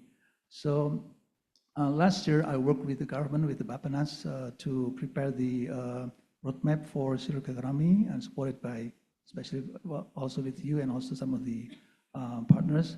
The finding is that it is not like a concerted action. Jadi apa yang kita kerjakan dengan circular economy bukanlah sesuatu yang harusnya concerted action, orchestrated. So we are playing the music individually almost, but actually it has to be orchestrated. So everyone has its own music instruments, but then no one is really there to conduct the orchestra. So that's what I see with this situation we have. The spirit, the semangatnya ada Pak Basri, kemudian intentionnya juga ada kuat. Kemudian kalau bicara mengenai tadi SDM, Mbak Atma menyebutkan ada gap dalam teknologi dan SDM, itu betul sekali bahwa kita masih kurang berikan perhatian yang terfokus pada pengembangan SDM maupun teknologi berkaitan dengan circular economy. Sebagai contoh saja, di kampus kita di S3 itu melakukan efisiensi proses itu merupakan nafas keseharian di dalam pelajari teknologi proses. Tapi untuk recycle kita baru-baru ini saja mempelajari itu, belum terlalu mendalam. Untuk teknologi proses saya kira kita cukup familiar misalnya dengan melihat potensi penggunaan air yang lebih sedikit. Jadi kita ada inovasi menggunakan proses yang air lebih sedikit atau bahkan menciptakan mesin yang tidak menggunakan air sama sekali. Kebetulan kami melakukan penelitian menggunakan waterless dyeing machine. So we have our own built machine, dyeing machine that are not using water. And also we are developing our own machine based on the plasma technology. Those two machines are representing the technology that uses less water for the future and for the advanced textiles. Jadi kembali pada pertanyaan Pak Basri, secara akademik dan secara teknologi saya melihatnya kurang lebih begitu. Dan sayangnya kelihatannya kita belum terlalu memberikan perhatian yang cukup besar pada isu tentang penggunaan air. Gitu Pak. Cek. So from a chemical engineering perspective, which existing technologies are most immediately viable or effective for supporting or encouraging Indonesian textile mills shift towards circularity, khususnya di dyeing, finishing, and fiber recovery? Ya, terima kasih Pak Basri. Memfokuskan lagi apa tadi sudah saya sampaikan, tentu ini ada Pak Ian Syarif mewakili industri, tentu sangat paham tentang praktek-praktek yang dikerjakan di industri. Kalau di dyeing finishing itu merupakan rangkaian proses dalam manufaktur tekstil yang paling banyak menyerap energi dan air, sehingga memang menargetkan dyeing dan finishing itu sangat strategis di dalam menguatkan circular economy di dalam industri tekstil. Nah, dalam dyeing dan finishing sebetulnya isu yang paling besar adalah penggunaan energi dan juga air. Misalnya kita menggunakan mesin stanter untuk proses finishing yang itu penggunaan energi sangat besar. Di sini dalam mesin stanter misalnya kita bisa menggunakan recycle udara panas, kemudian menggunakan teknologi heat exchanger, udara panasnya dikembalikan untuk digunakan kembali pada proses panas yang lainnya. Kemudian yang juga penting adalah tentang penggunaan mesin-mesin yang menggunakan air dalam skala lebih kecil, perbandingan antara bahan dan air yang lebih kecil. Di industri tekstil, dyeing finishing ada istilah liquor ratio, jadi perbandingan antara air dan bahan. Kita sekarang menggunakan rata-rata mungkin sekitar 1,5 barangkali Pak Ian Syarif ya. Tapi pernah pada satu masa tahun 80-an kita menggunakan rasio 1,20. Tapi teknologi mesin kita sekarang sudah memungkinkan 1,3, 1,5. Nah itulah mungkin yang perlu didorong. Saya pernah juga diskusi dengan Pak Jamie beberapa waktu yang lalu. Beliau menyarankan bahwa pemerintah sebetulnya mengarahkan industri dan memberikan insentif pada industri yang mau menggunakan mesin-mesin dengan liquidasi yang rendah. Pada tahap yang lebih revolusioner adalah mengembangkan mesin-mesin yang tidak menggunakan air sama sekali. Dan di S3 kita sedang mengembangkan teknologi itu. Teknologinya tidak baru sama sekali, sudah dikembangkan juga di luar oleh Daiko, tapi kita berusaha untuk mengembangkan dan punya teknologi itu sendiri di tangan kita. Begitu Pak. Oke. Terima kasih Mas Wid. teman-teman di Zoom juga banyak, sama banyaknya dengan di ruangan ini. So if there is any question, nanti teman-teman kasih tahu saya sebelum kita lanjutkan. So Pak Thomas, you see that ASEAN has always been labeled, has been dubbed a huge potential, but most of the time the policy is fragmented. Jadi nggak bisa, susah kerjasamanya. Ya. Nah, and then if you zoom in, talking about Indonesia per se, what kind of approach that businesses should start, or should embed or adopt circularity in their businesses? Karena begini Bapak Ibu, kadang-kadang circularity ini orang lihat satu hanya di ujungnya saja, menanganin sampahnya, residunya, sisanya, begitu. Enggak. Yang namanya circular economy itu bahkan dari awal, tadi APR kan dia menyediakan bahan bakunya, traceability-nya jelas, gitu ya. Nanti dalam prosesnya di situ, itu juga, tadi juga sama, di APR juga ada, tadi Mas Wid juga sebutkan bagaimana penggunaan airnya, kalau bisa didaur ulang lagi, penggunaan chemical atau apapunnya di recycle lagi, dengan teknologi, dengan pendekatan macam-macam. Bahkan kalau EU itu packagingnya pun sudah harus di-redesign, supaya tidak hanya durable tetapi juga bisa bisa didaur lagi, bisa dipakai begitu. Pak Thomas. Good morning again. I think one of the questions why in ASEAN, ASEAN has got a strategic framework for circular economy. The reason for that is very simple. We are at a low base, we need to improve, and so there's a strategic approach. So governments can make a plan, governments can make ways easier and do pathways. So I think the role of governments in the overall ASEAN. Number two, you find that national governments, Indonesia and other countries also have plans. Why do that is number one, because it's good for the country. It's good for business. It's good. But I think when we acknowledge that it's low, we need to get it up. But I also guess there's another part of it is who is waiting for who. So I like the examples that you, about two colleagues from Pebble and ADR, that they didn't wait for anybody. They initiated it. So I guess also the 88 case studies that we produce in our website are also examples of companies that did not wait for people, but has done it. The main motivation was basically to cut costs. There's also it's the right thing to do, and also be part of it, the peers contribute. So I think what we can do is get these examples and create the norms, that this is the norms and the expected way of operating businesses.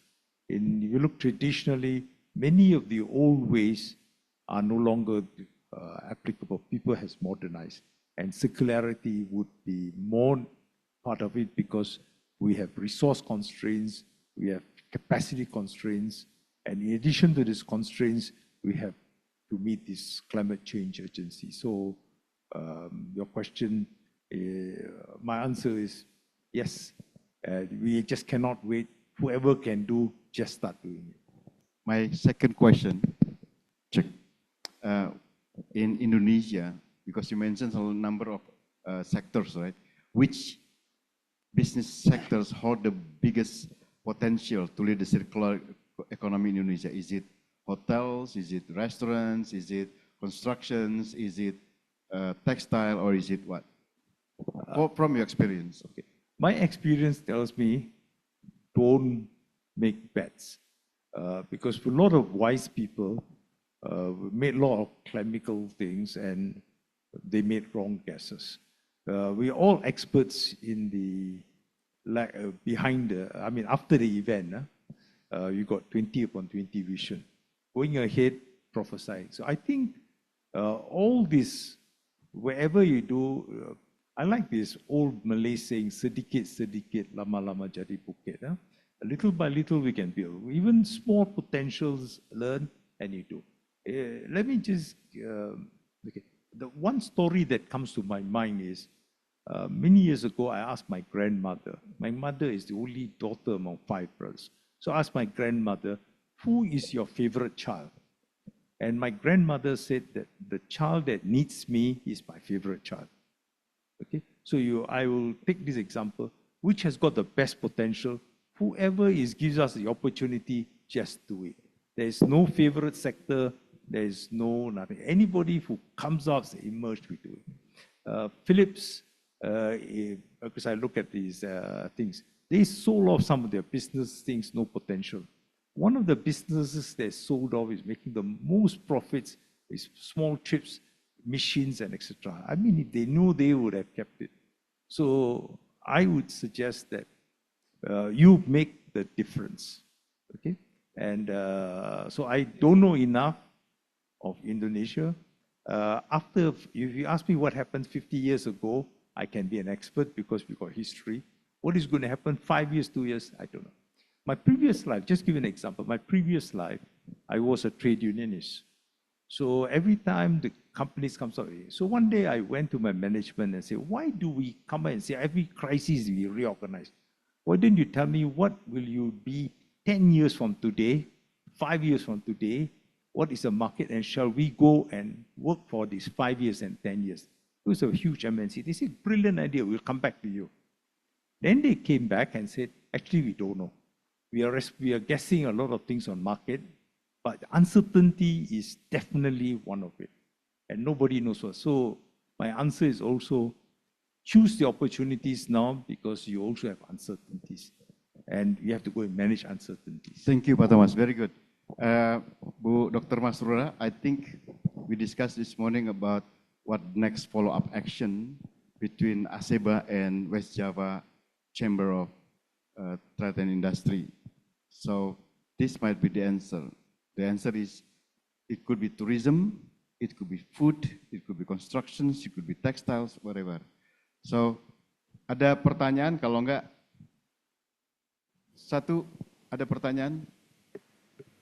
Biasanya kan kita nanya pemerintah ya. Sekarang Pak Andi, silakan tanya kami Pak. Silakan. Ayo, mic-nya boleh kasih Pak Andi. Pak Andi nanya, siapapun yang ditanya harus jawab. Ya. Selama ini kan kita selalu bertanya sama pemerintah. Go ahead. So I allow the government ask questions to panelists or whoever. Dari Zoom tidak ada ya? Nanya. Go ahead, Pak Andi. Terima kasih Pak Basri. Sebetulnya sih kami juga melihat Pak bahwa circularity kemudian sustainability ini sebetulnya sama-sama barang baru lah gitu ya Pak. Dan seperti halnya industri 4.0 gitu ya Pak. Ini juga kan sebuah disrupsi buat industri kita. Tapi betul tadi saya sampaikan tadi Bu Masruro gitu ya. Kita memang harus sama-sama gerak Pak. Tapi memang kadang-kadang pemerintah nih bingung nih. Tadi fragmented sekali ya, kebijakan kadang-kadang di OJK itu taksonomi keuangan berlanjutan juga belum sinergi gitu ya. Sebetulnya memang ada national roadmap untuk circularity, tapi memang saya lihat belum semuanya tuh arahnya sama. Nah di dalam kami revisi rencana induk pembangunan industri nasional, kita sebetulnya memberikan tahapan-tahapan, karena memang circularity ini tidak bisa dipisahkan juga dengan renewable fiber, kemudian renewable material, sustainable process, dan lain-lain gitu ya. Semuanya itu harus berjalan bersama gitu.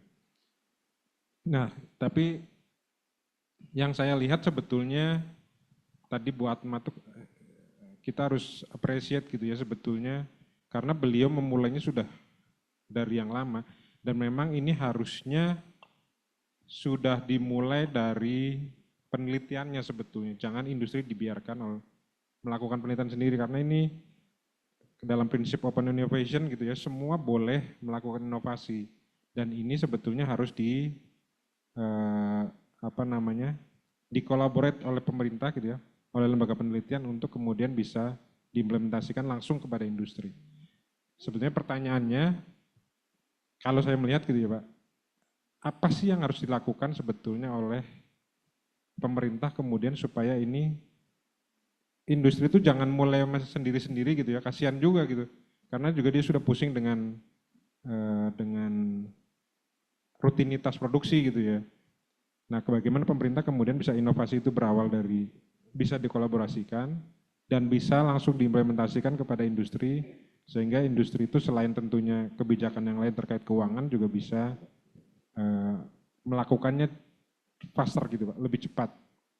Karena ini kalau kita tidak mulai dari sekarang dan dalam waktu yang sangat cepat, nanti kita ketinggalan lagi juga sih sebetulnya. Mungkin itu Pak.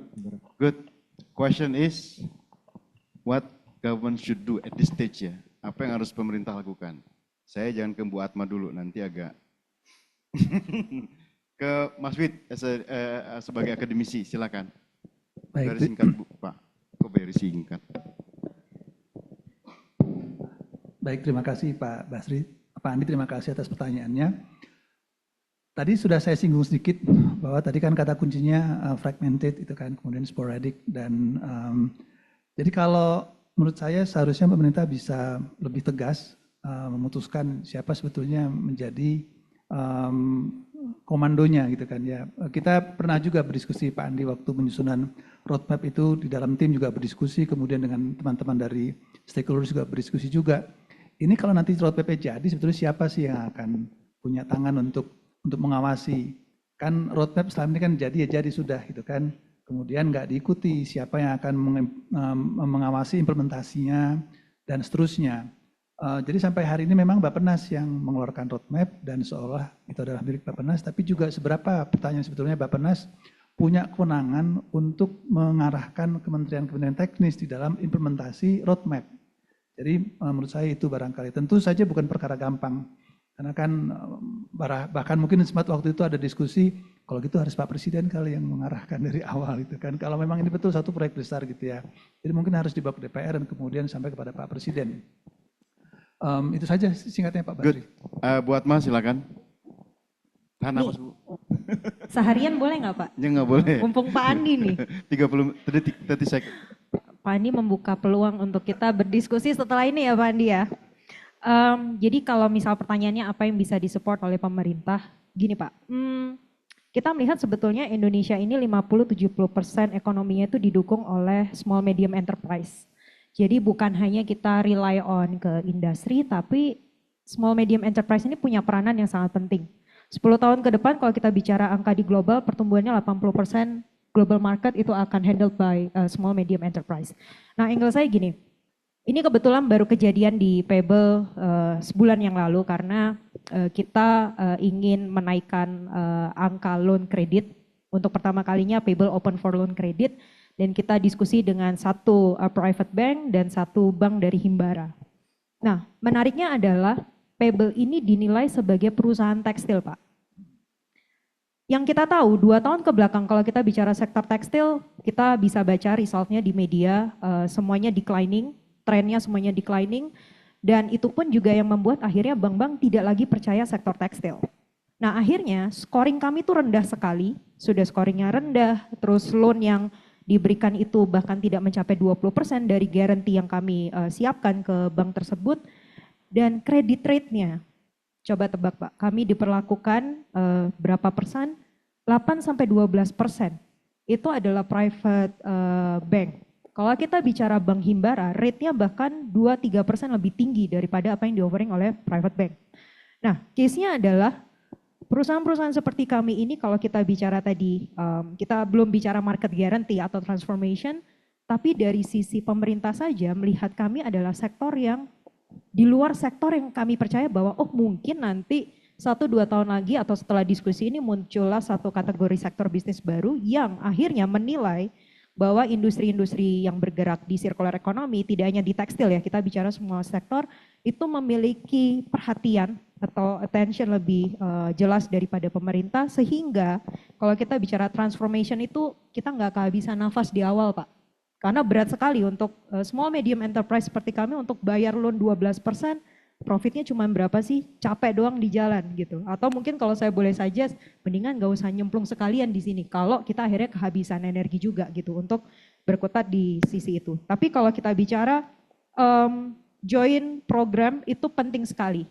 Karena itu akan menaikkan skala dari sekarang mungkin Pebble bisa bilang semua adalah pilot skill project, tapi dengan adanya join program collaboration entah Pebble X pemerintah, Pebble X institutions, Pebble X XT3 yang kemarin sudah kami lakukan, itu akan menaikkan secara skala, menaikkan impact-nya, opportunity, green jobs, domestic raw material supply, any numbers itu akan meningkat. Tapi yang penting adalah itu harus dilakukan cross sector. Jadi bukan lagi textile to textile, mungkin akhirnya hospitality bisa bergabung di akselerasi ini dan menurut saya itu yang bisa kita lakukan Pak. Nanti seri keduanya setelah ini ya Pak ya. Makan siang ya Pak Andi.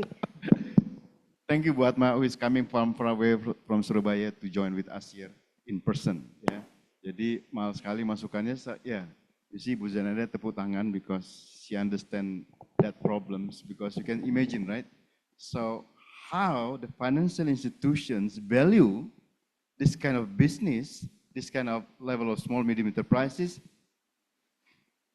they put it in equivalent like many other textile industry. So that's level and then they give the interest rate very, very high. That's one challenge, yeah. Pak Thomas, do you have the answer? You know. Yeah, I would just say the first point I always find that around the world, when businesses prosper, they thank God. Puji Tuhan, God help me, my business prosper. When things doesn't work well, it's the government's fault. The bad policies. So the governments must take an insurance that they don't take the blame. Huh? When people prosper, nobody will, God gets the praise, but sufferings is always the fault of the government. So I think governments has this unenviable task of predicting the future, of uplifting things. So I think governments must take some risk in looking at what is the enterprises that you want to support, because sometimes you support enterprises which in many countries are or operated by your closest friend, may not be necessarily good. So I think that's the first point. How do you help? I think first and foremost is financing, because that's a big problem. The other one is know-how and technology. You cannot expect private sector, especially as MSMEs, to do all the research and come out with new technologies. So therefore, we also need to have investments with institutions of higher learning, academic, the universities, so they can help to do the research and help private enterprises to do it. So I think research, you can talk about pure research, applied research, commercialization, etc. But I think these findings and passing it to industries is one. And you find that many countries that have grown, it is governments who back and do. The third one is actually access to markets. In the circular economy, we also have problems with rules and regulations. Part of the rules, one of the rules that ASEAN agreement on the ATICA talks about, now you can have remanufactured goods basically circulated. But what it is, how is it being done? So are there barriers by rules? For example, we have also found that circular economy, we use goods in economic free trade zones, cannot get into the country, must be exported. So, or they burn it or as incinerated rather than export. So I think there's also a point of rules, regulations, and I think basically governments, you must know everything. But reality, you cannot know everything. Nobody knows everything, including the future. So it's collaboration, working with academia, business, civil society, because I think a lot of times we forget the most important things. Last week I was asked to speak at ASEAN Social Cultural Pillar Strategic Plan. The word is that we, the peoples of ASEAN, is in the charter. Social pillar, we work for the people. Sometimes we have to ask ourselves, who are the people? And I think for countries, it must be the citizens. What is in the best interest of the citizens? Because sometimes I sit in ASEAN gatherings, I also ask my question, who is the people? Am I the people? Also in my country. I ask. Thank you, Pak Thomas. So we are reaching the end of our discussion. So Bu Masrura, sorry, one question for Pak Vishi. Yeah, go ahead. You speak Bahasa, okay? Yeah, Basha, but I like to continue in English, Pa. Yeah, Salamat Pagi, good morning. I have one question, is that we are from a textile background and we are one of the largest companies in Indonesia. We would like to know, is there any government support or incentive kind of thing for the circular economy, especially in Indonesia? If it is there, we would like to know the details on this part. Sure. The guy who answered with the question is 1 meter from you, on your right. There are some incentives actually. No, 1 meter on your right. So after this coffee session, you talk to him to get some details, right? And then how to talk in details later on. So Bu Masrura, maybe just as we discussed this morning, kenapa bahasa Inggris ya? I should speak bahasa.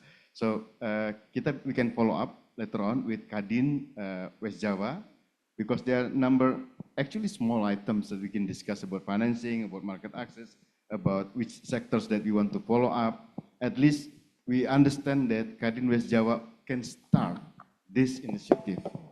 Otherwise, we'll be left behind. That's number one, because tomorrow we are going to meet with Ibu Shinta Kamdani from the Vice Chairman of Kadin. We'll also discuss about that in details. So I will share my 3 takeaways. Ini saya punya ya, tentu teman-teman punya catatan. Yang nomor 3 is very very important. But let me start from number 1. Number 1 is actually the government, the Ministry of Industry, and then ASEBO of course, and then many of the business here should work together for mapping. Yeah, mapping is very important. We can start from Kadin West Java, mungkin Bu, kalau enggak mungkin Kadin Pusat. That's number 1, mapping. Number 2, mapping is about market access, it's about financing, it's about so many things. The second takeaway from my end is actually what I have been discussing with Pak Widodo many months, is actually about ownership.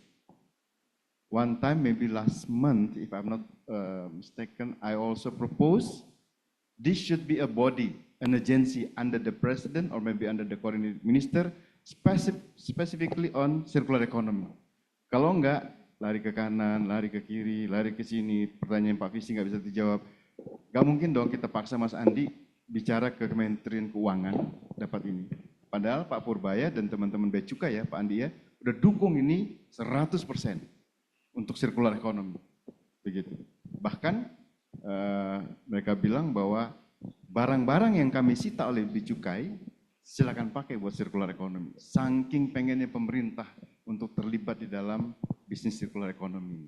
Ya. Daripada kami bakar katanya, is going to spend the state budget. Please use it. Begitu. Jadi menurut mereka, ya bisa tergantung kita lagi. Yang terakhir adalah, don't wait. Tadi istilahnya Pak Thomas, di Indonesia sama juga Pak, sedikit-sedikit tapi bukan jadi bukit. Jadi kalau kita sedikit-sedikit jadi duit. Terima kasih. Assalamualaikum warahmatullahi wabarakatuh.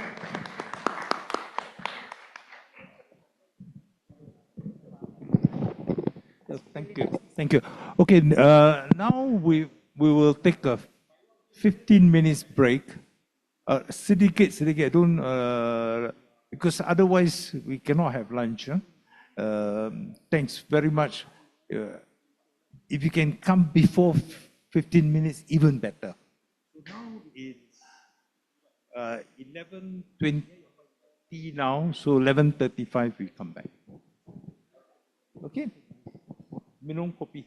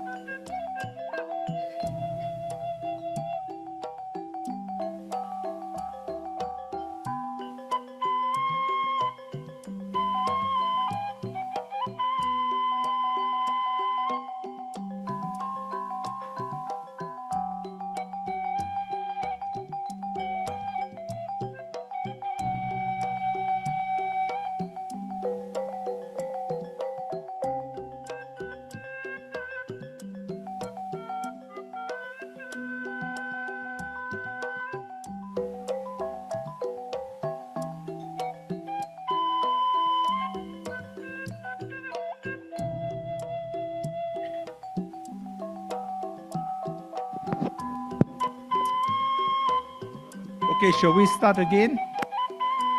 It's 11:35. Shall we start? And all the way to you, brother. Or as the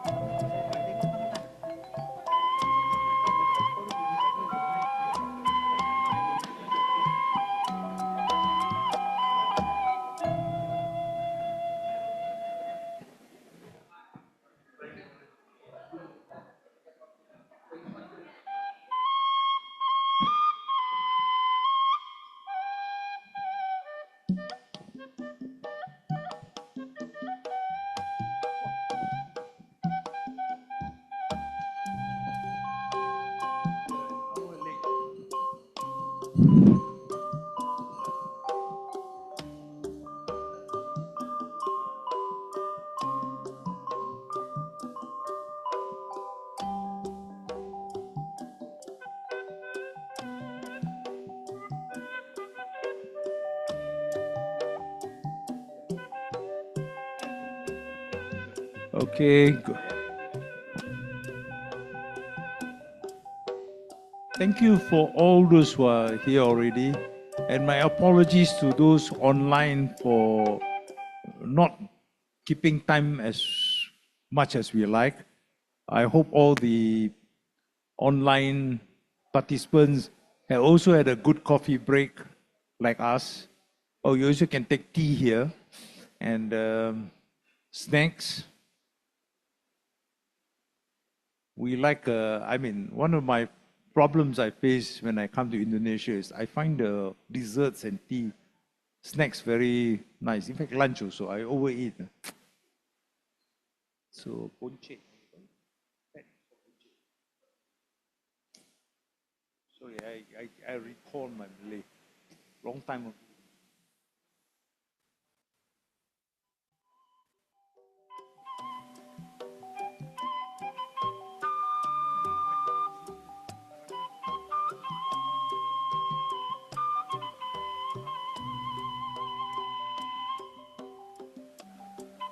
Okay, shall we start with those who are in the room? Okay, we start, and those who come, we come. Those who don't come, just don't come.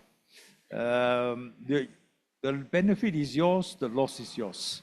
And going to contribute for the next session on circular economy in practice is Dr. Rene Van Berkel.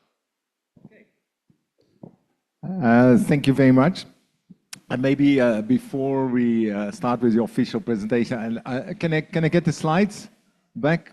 I maybe want to highlight a little bit on the discussion which I had also in the break with Widodo, I think, on how we move forward. And I think that it's important that we keep in mind that circular economy is not a one-size-fits-all issue for companies. So and that's quite logical. Some make jeans, others make T-shirts, others make socks, and others make bras. So it's there's not one size fits all even within the sector.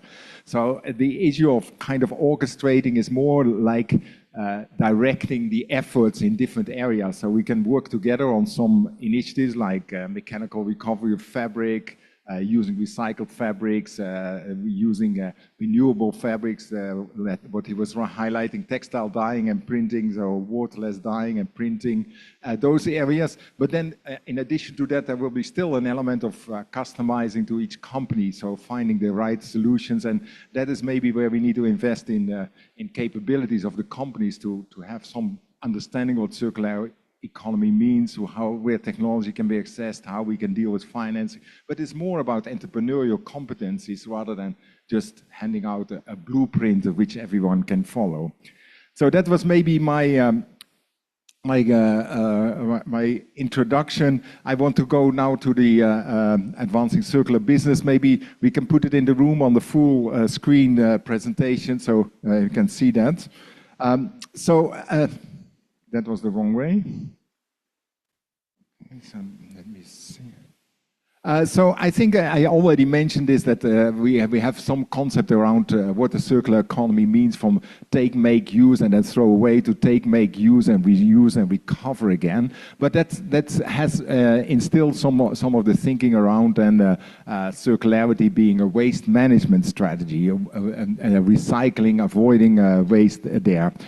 So I think that there are some, and I would like to elaborate a little bit on that here now.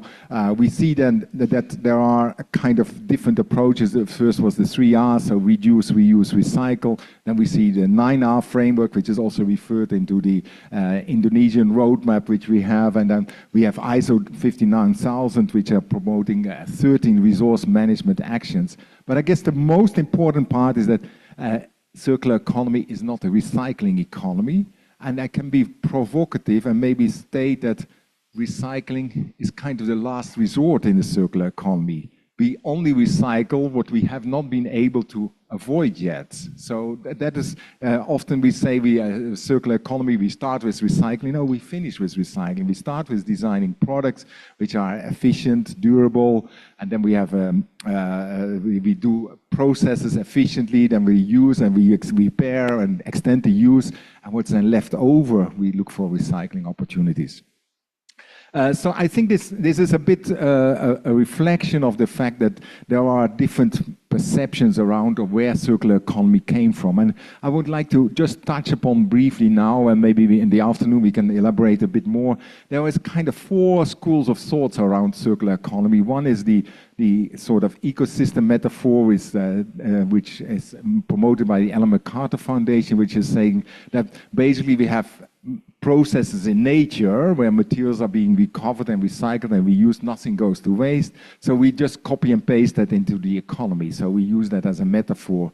And then we can differentiate between technical materials which don't degrade in the environment. We need to keep and manage the stocks.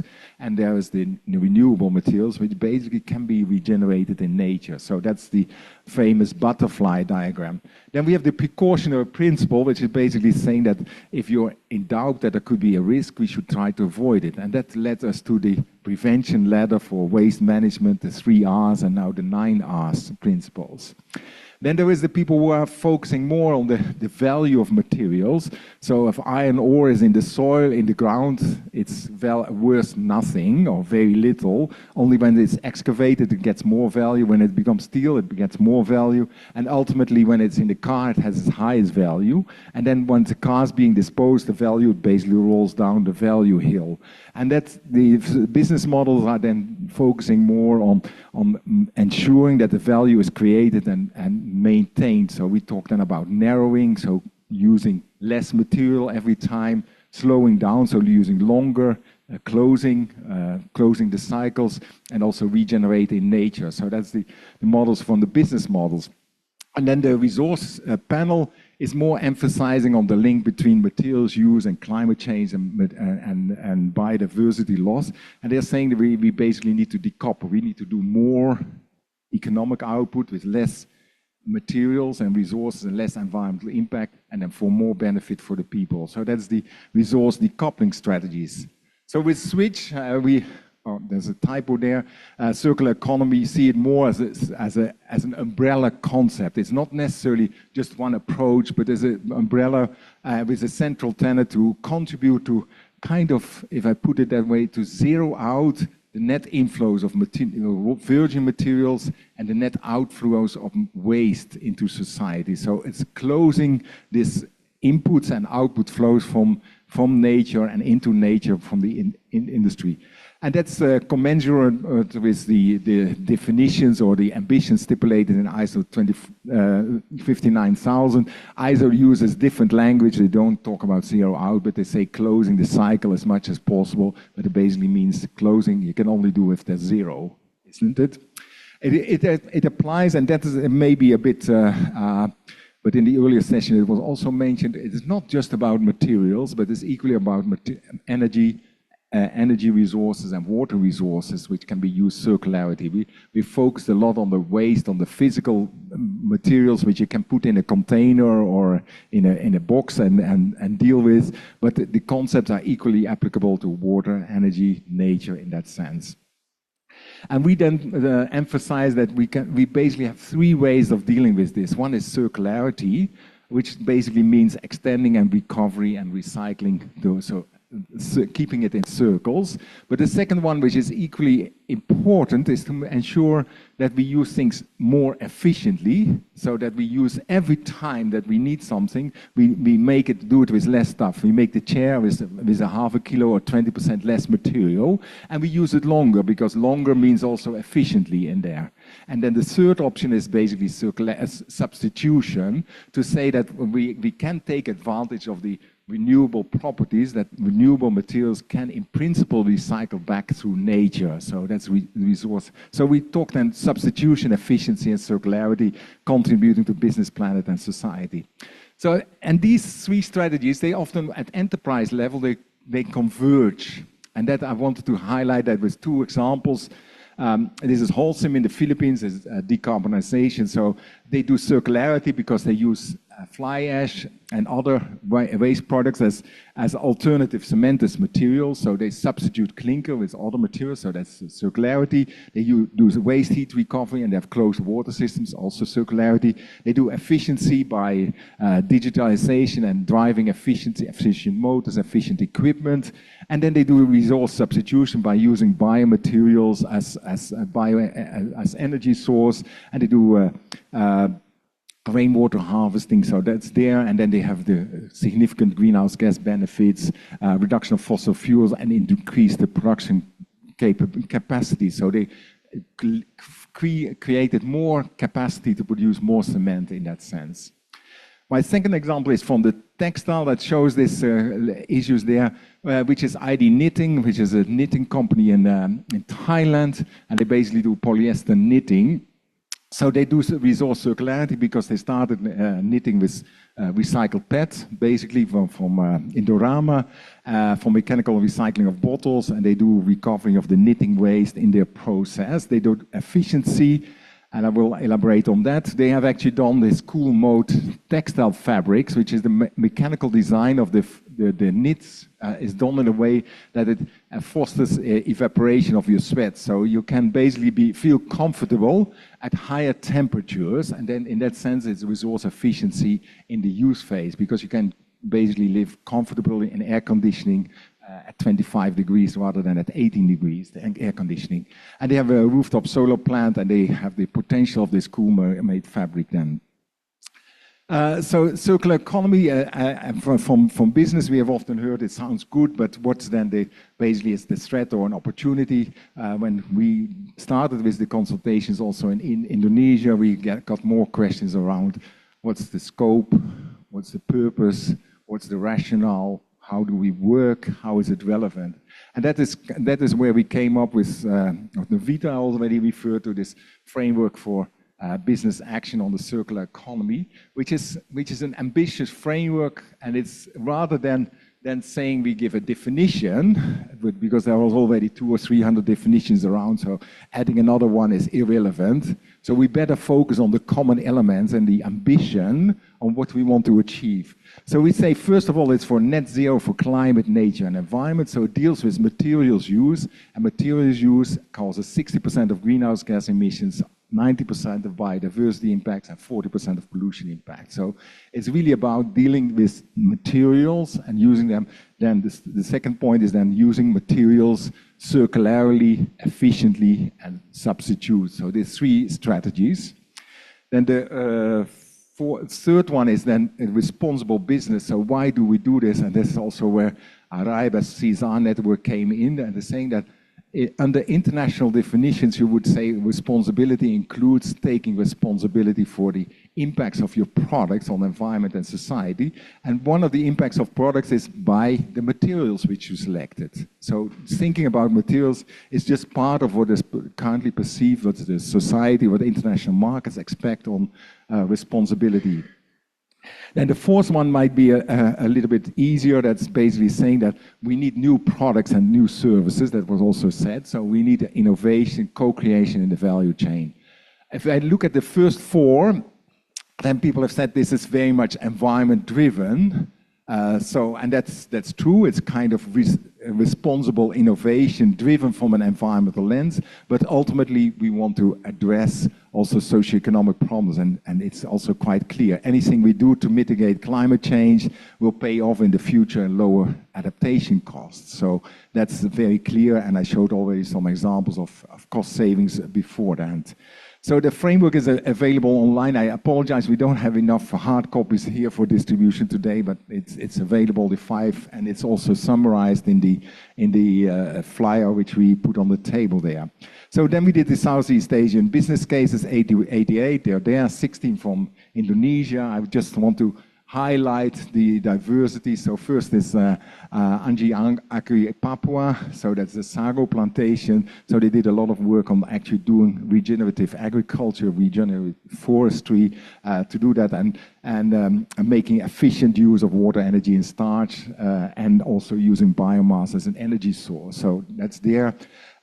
Burg Greens is the vegan dining chain which started in Bali. In Jakarta now is basically Green Rebels, frozen vegan food, and that's plant and mushroom-based proteins that are more resource efficient to produce.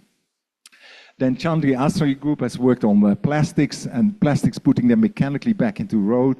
This is not only recycling, but it also extends the lifetime of the roads because the flexibility of the roads improves, and then the roads crack less in that sense. The fourth one is Electrum. So they worked on the startup company that's worked on the two-wheeler EVs, and they took a different design philosophy. They said we need an EV which can drive around in Jakarta or Bandung, so it needs to be mobile, so it needs to be light, but then we can only have a small battery. But then we combine that with a swappable battery system, and then we still have we can overcome the range anxiety. So these EVs are running 50, 60 kilometers, but if you can swap everywhere, within 2 kilometers, then it doesn't matter to have that. So if you can swap your battery in 1 or 2 minutes, then it's fine. So they have, sorry? No, it's Indonesia.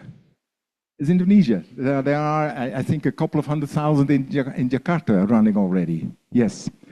And then this is all Indonesian cases. So that's Gadang Mas, Indonesia. That's in East Java, I think. Also, they do basically good agricultural and processing facilities for increased efficiency of use in the vegetable processing, high value there. Then Galerie Wongkito is a social enterprise that is basically trying to use Gambia waste and material leaves and so on for the dyeing of the traditional textiles. They are out of Sumatra. Then we have Great Giant Foods, which is the largest pineapple grower and processor and banana processor. They have a very interesting symbiosis between their business units. So the fruit processing waste is fed to the cows produce manure that's digested, and the bioenergy is used for the processing facilities. And they've also done quite a lot of work on efficiency in their processing and minimizing chemicals used in the farming and improving productivity there. Interesting case. Then we have Masaro, which is a startup. They are looking more at municipal waste and doing pyrolysis for waste fractions to derive some fuel out of that. And Mycelium is out of Bandung, I think. They are in the room, so I won't say too much, but it's basically using mushrooms to grow an alternative material out of sustainable material. Then Pable, we've heard from Ibu Alma. Then we have basically Pan Brothers. It's one of the largest textile companies, have done quite a lot of work on energy and water efficiency in production, and some work on minimizing fabric waste through extensive optimization of the process. And they're also doing quite a lot on trying to experiment with kapok fiber, organic dyes, and rooftop solar in there. So integrated approach. Robris is from East from Surabaya as well, isn't it? They are basically in their plastics recycling, and they are using the plastics to produce then these boards, and from these boards they make them furniture items, but also shoe soles and other products. So it's very good, and similar examples are also happening elsewhere, but it's good that also in Indonesia this is being addressed. Then we have SBI, the cement manufacturer. So they basically biomechanically process some of the municipal waste and then use that as an alternative fuel for cement making. Then TBP, I won't try to pronounce it in Bahasa, that they are basically using some of the nickel slags into bricks and use that for lower cost construction. Unilever, I think, is an example of consumer goods trying to experiment with refill systems in some cases, but also redesigning with lower material weight and also for lower diversity of materials. So if you have less diversity in the packaging materials, it's easier to recycle ultimately.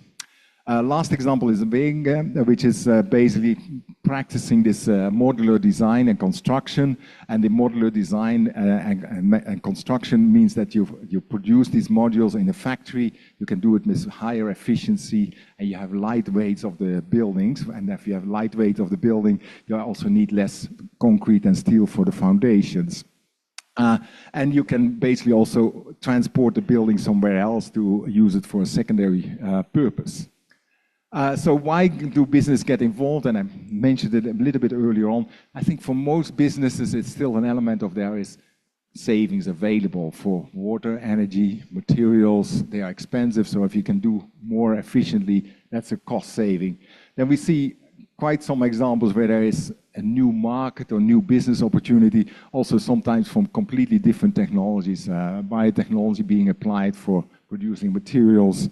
And then there's also the sense of, well, change is unavoidable. Circular economy is the talk in town. So that's why I should get informed. I should be aware of what is actually happening there. And that, if we take the KPMGs and the PwCs, they will say it's about risk management, value creation, and strategic advantage. But I would emphasize, don't approach circular economy as a risk management strategy, because risk is always cost, is the negative opportunity. So I would really see it as a strategic opportunity, advantage. Where does your business want to go and move forward? I will not say too much about it, but we will discuss it for those who can stay around for the afternoon. We have done then some guidance document on how you can translate this framework of the 5 guiding principles, this ambition, into action. And we said that basically any company will have a different roadmap to go. So there's no one way to get from Bandung to Jakarta. So there's different ways, different points.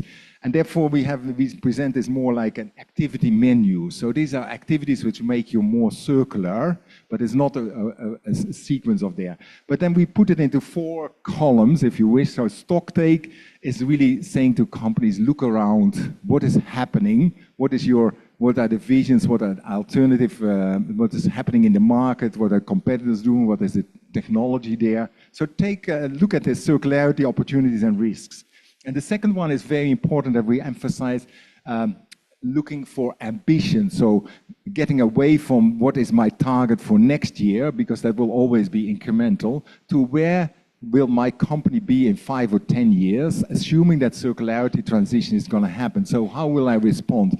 And then we can have an ambition and translate this back to targets and ambitions and delivery. So really look at a circular ambition, and then what is your key pathway? Are you going to go there through circularizing your operations, or do you need to product redesign? That's there. And then, of course, we on ambition, we have to deliver. So that's creating then actually pilots, some new product developments or new technology to be brought in. And there we say there's 2 ways of doing this. One is to just copy and paste what others have done. So learn from others and take the solutions which others have and adapt them to your own operations. And the second part is very much what we also emphasize. In addition, try to pivot into something new. Design where is something unique for your company, which is maybe a solution that others have not thought about. How can you pitch to something new, this pivot approach? And then last but not least, we say that with all this operational approaches, one needs to also look at the management structure in the end. But we don't put that as upfront. We say learn more about circularity and then see how this translates into your mission, vision, your strategy, your roles and responsibility, and your KPIs ultimately. And basically, a company can start anywhere, and any company will also not start from zero, because companies will have done something on energy efficiency or on water efficiency or some recycled material. So how can you learn from what you've done and then move forward in a practical way? So as I said, we will discuss that more in the afternoon. And then can you click the slide, because the clicker refuses to go forward. I think before we move to the second panel, it's Thomas, I think you will moderate. I want to say stay engaged in the Circular Economy Business Alliance. So there's basically four. Can I keep the last slide? There's the way of joining the alliance. So joining the alliance means that you sign up to the alliance and basically commit that you will support the circular economy in your activities and engagements. So that is kind of be part of the team that is saying we will move forward. We can also say that we will continue to do these business cases, because we believe that sharing these experiences, good practices, is inspirational for others. So join as a business cases, just join our mailing list, participate in the events. That's all free. Or if you have any other queries, reach out to Thomas, myself, Zinaida. We can try to help you out, and we really look forward to work with Kadin, API, the other agencies here in West Java and beyond to try to make this happen. So with that, thank you very much. Over to Thomas again.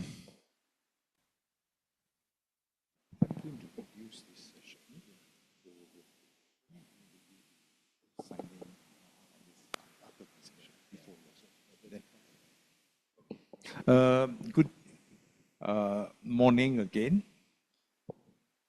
Selamat petang. Good afternoon. Siang. Maafkan, saya belajar bahasa Melayu dan bahasa Indonesia tak sama. Tapi orang tua sikit old methods still in the brain. May I now we have a bit of experience sharing, business sharing. So I get Mr. Muhammad Anggung from Sapurta, Ayla from New Factory, Ian from Sipata Moda, and Anisha VP. Yeah, please come forward. Okay, take your seats in the front. But you know, we have allocated a substantial amount of time for duduk. You know, in most countries they have elections, people try and get seats. Huh? We give you seats, you don't want to sit down. Okay. I think we have 50 minutes, and I have asked them to prepare some questions, but unfortunately, I think time is not helpful. So I'm going to cut down, with your permission, for the benefit of our online people, everybody. Hi, come, terima kasih ya. To make it a bit shorter. I know I'm doing you a disservice, so I ask Mahapkan first. Forgive me first. And also to the online. It's just, I'm sorry I got a bit delayed. Originally, we wanted to talk about what is the circularity in this, so just briefly. And I'm not going to ask you about why you started it or something, but I'm going to ask you, how did it help your business? So we'll do one at a time. And then if you have to redo, what advice would you give to somebody who wants to start first? You can speak in Bahasa, you can speak in English, but speak something, okay? First question I'll ask everybody. We start with the ladies. I mean, I see very nice. The girls on one side, the boys. My primary school, we used to be like that. All the girls one side, the boys on one side. For some reason, at primary school, we always hit the girls, disturb them. And then when you go to secondary school, you want to hold your hands. It's an evolution that changed. So I'll start with ladies first. Maybe you can just tell us, in your company, you introduce your company and tell us, why did you, what is the circularity there? All right. Good afternoon, everyone. Assalamualaikum warahmatullahi wabarakatuh. My name is Anissa, co-founder and CFO of MYCL. So MYCL is a startup company from Bandung, Indonesia, who grows sustainable biomaterials from mushroom mycelium. So for us, like circularity really helps us to as we grow a material from mushrooms, so we use an agricultural waste as our substrate to grow the mushroom mycelium. So as we might know that Indonesia is an agricultural country, so like around 51 million tons of agri-waste here in Indonesia produced every year. And based on the data, only around 10% of that being used for something useful. So we saw this is an opportunity for us because to grow the material we need the substrate, the agricultural waste that contains cellulose.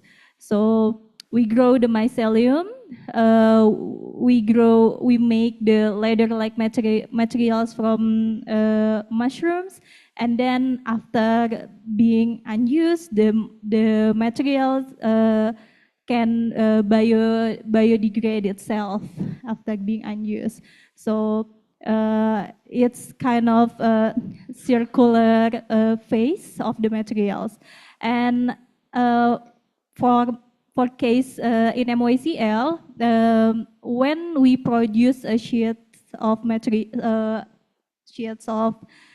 leather, mycelium leather, there is a waste from the substrate, and we saw that kind of waste. We also can use it to make a kind of particle board, but without using harmful chemical.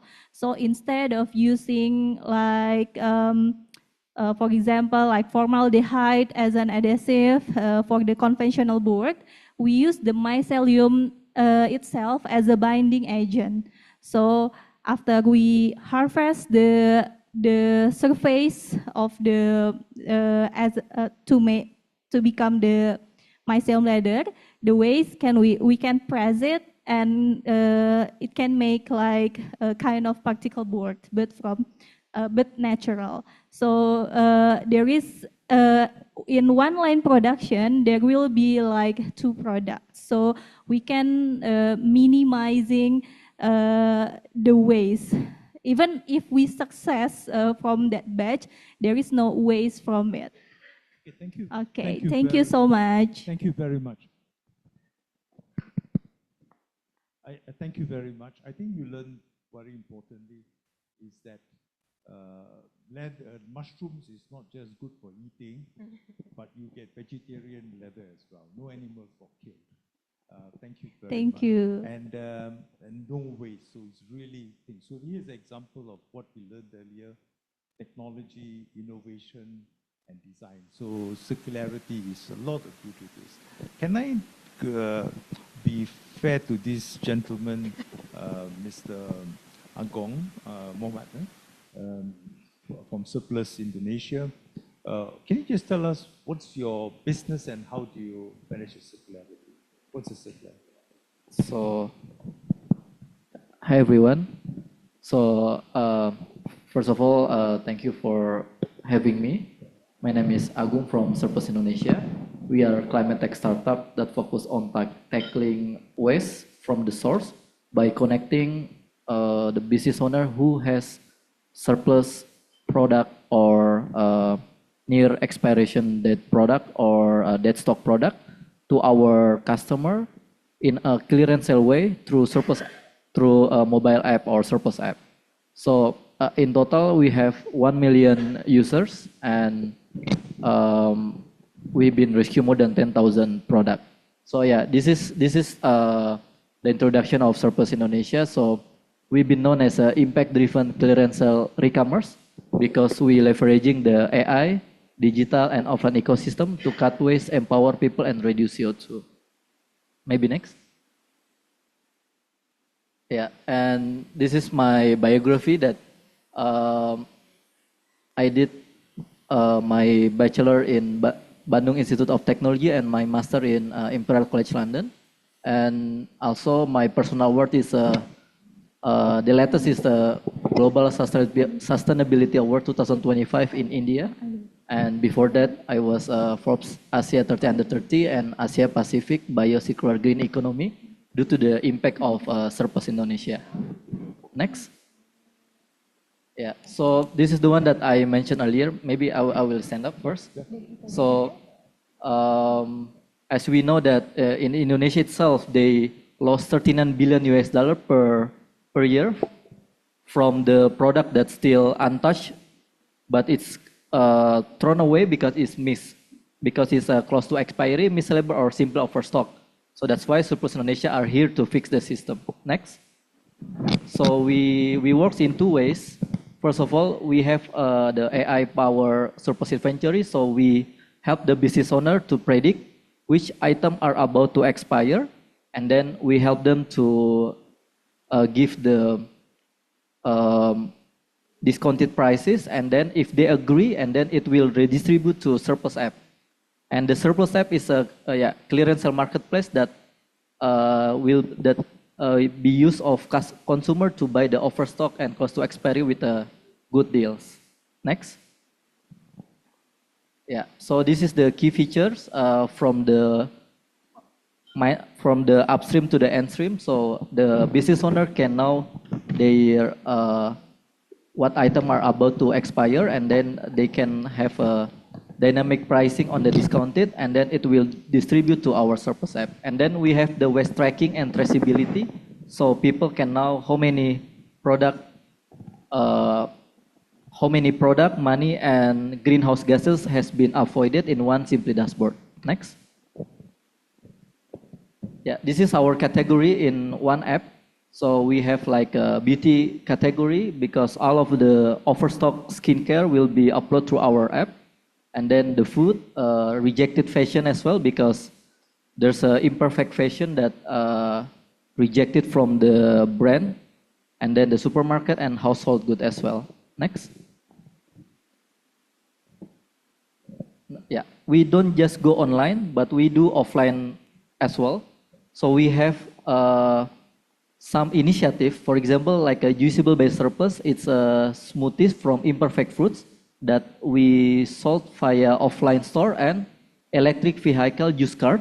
Now we have 40 units at the moment. So it's upcycling imperfect fruits.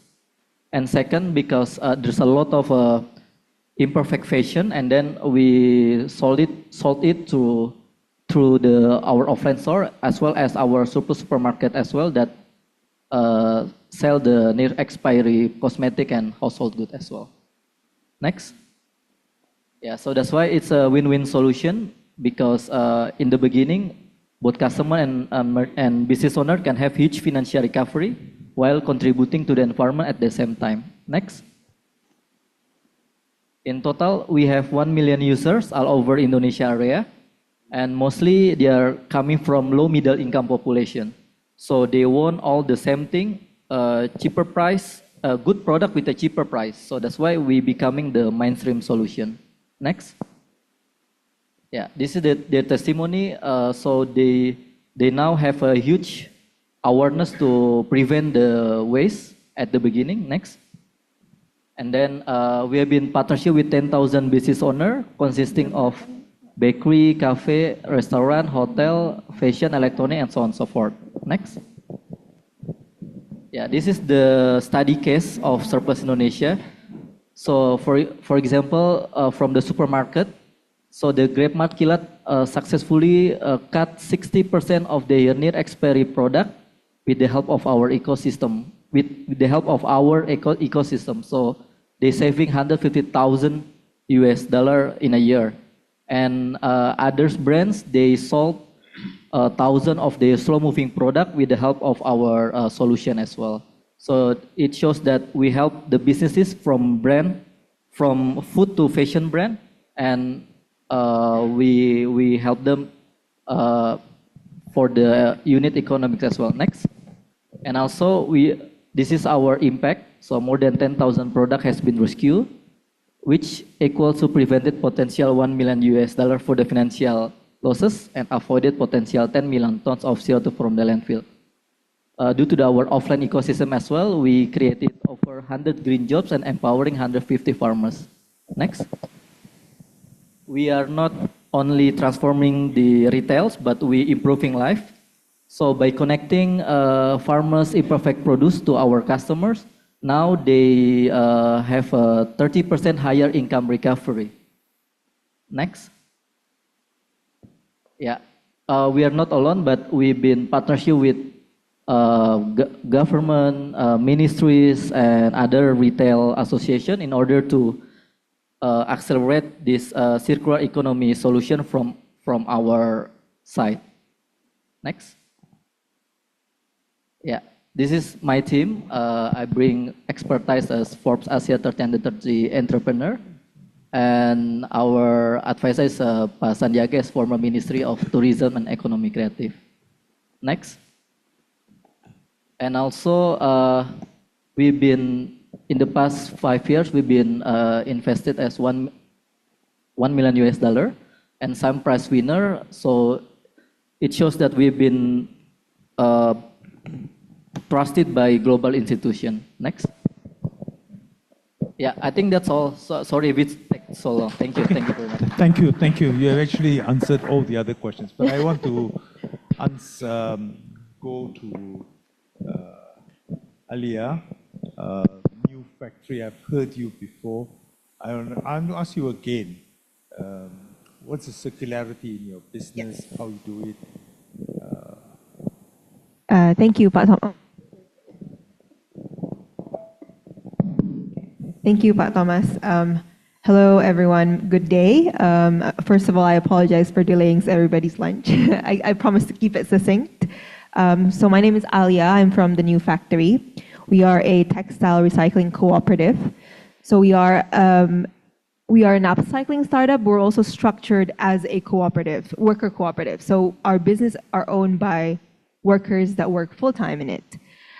So we work with companies like fashion brands, like hotels, F&Bs even, to transform various types of textile waste and turn them into functional, higher value products. So generally, we have two types of upcycling outputs. The first is fashion upcycling. So these could be either a new collection for brands that are upcycled, or they could be impact merchandise, given souvenirs. That's the first type of outputs. The second type of outputs is that we produce particle boards similar to you, using residual textile for interior design use. And these diverse output is intentional on our end because two things. Because textile waste comes to us in different types and forms. There's this thing called the waste hierarchy. So they're not all the same, and they have very different valorization potential. Some are more fit for reuse, some are more fit for recycling, fiber to fiber. Some are so residual, so hard to recycle that they need another pathways, right? So this is where this is the areas that we try to fill, working with the hardest type of textile to recycle and then recycling them into composite panels. So that's the first reason why there is a diversity of output. The second reason is because we are a worker cooperative. Job creation is an important KPI for us. We started with government workers who lost their jobs, and we want to continue making job creation an important metrics of success for us. So expanding into different types of labor-intensive recycling industries is really dear to us. Now, with the particle boards, part of our ecosystem of upcycling production, we're also engaging people whose skills are in the carpentry, furniture making types of crafts. So maybe that's a little about us. I'm happy to answer questions. Thank you very much. So this cooperative as a cooperative is different from enterprises. In the sense of cooperative, your purpose is to have a social mission. And to keep your social mission, you must be commercially viable. So the others are commercial enterprises who has a social purpose as well. Very good. Ian, can I come and step in and say, explain a little bit of your business and circularity?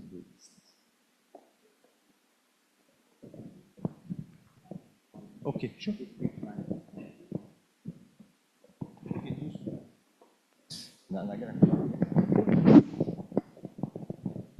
Okay, so yeah, can I have my slide on page 9? So we are a textile manufacturing company, and we have been working with a lot of brands from the Europe, and we have been working with them for the past 20 years.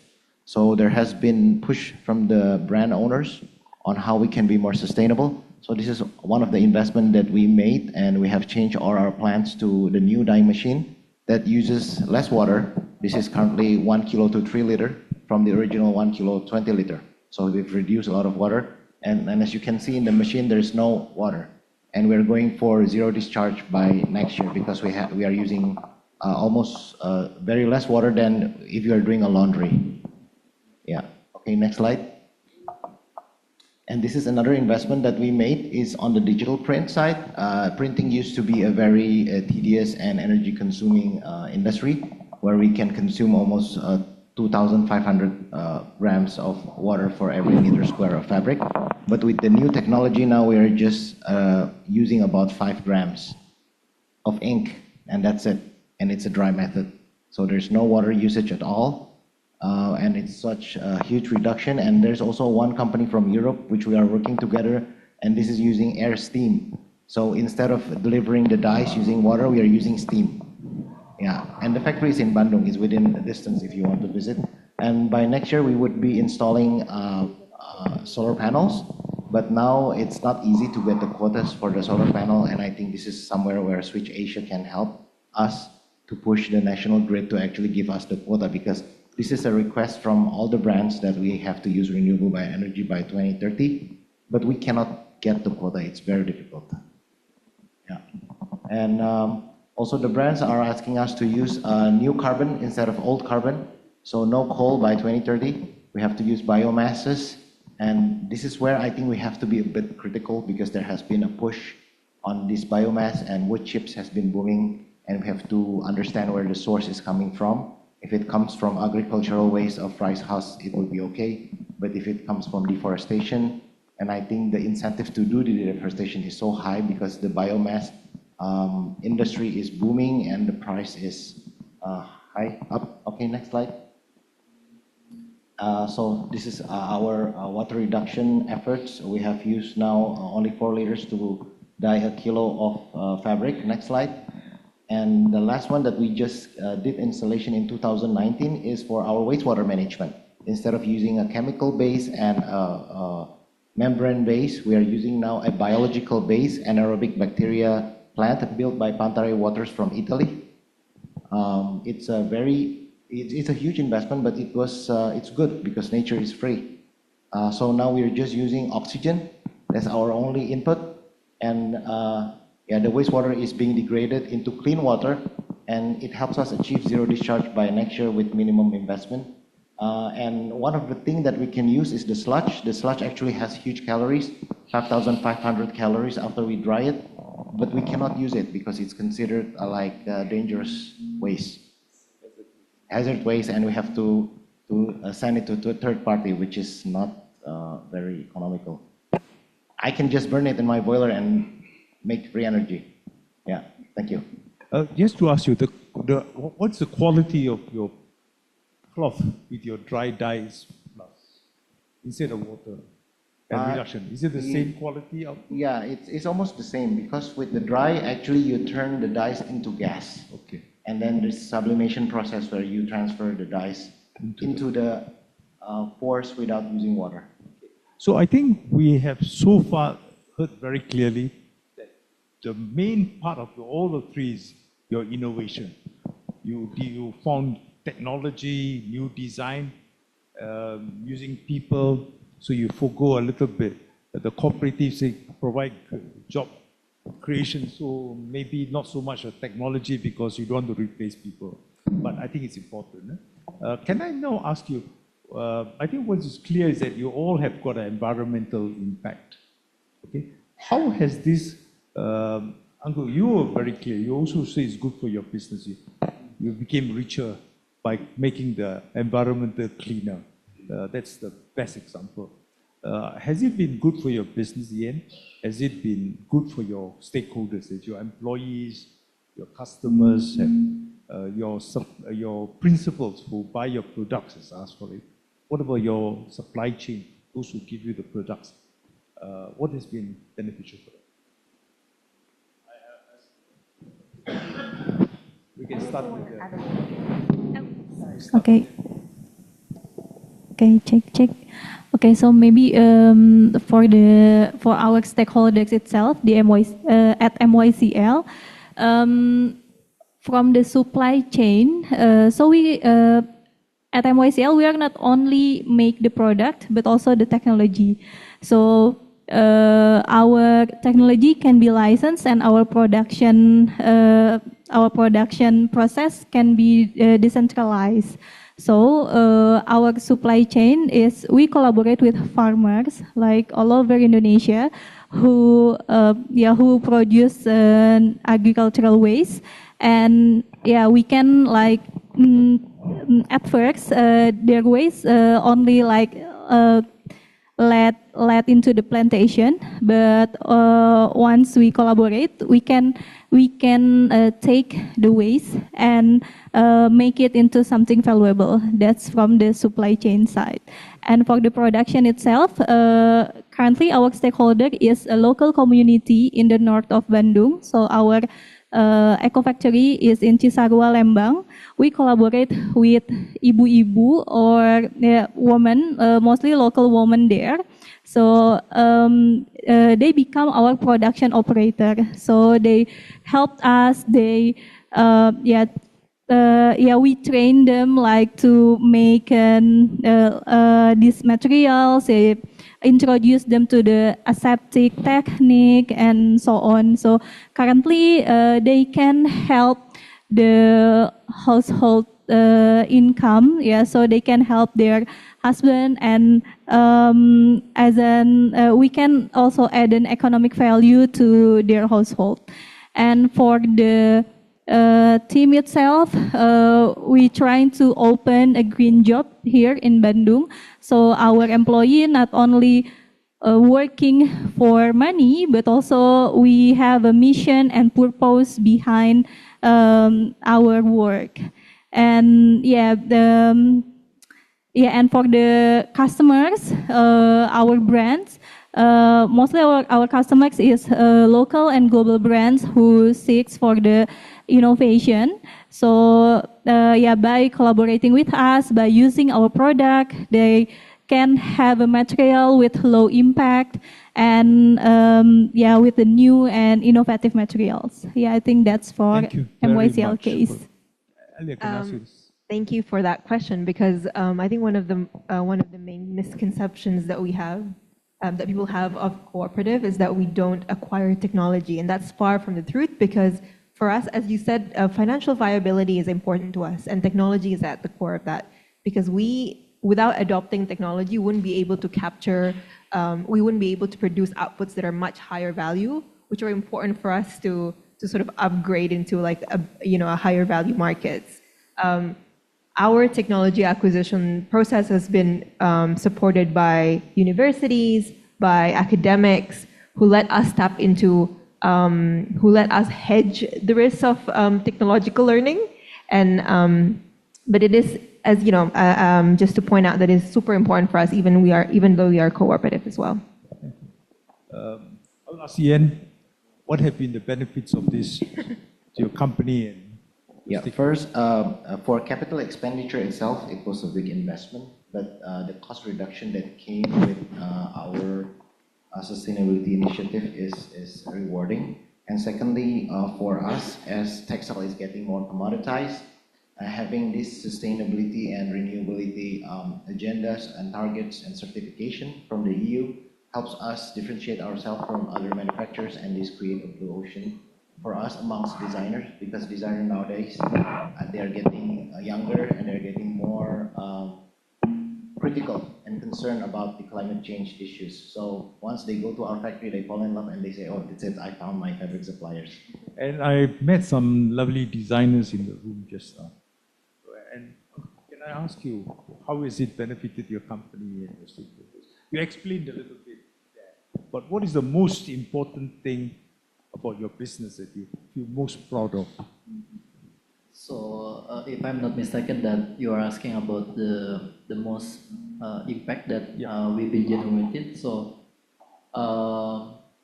we focus more on three pillars: people, profit, and planet. So, which is more important for you? Yeah, there's no answer to that. Don't listen to me.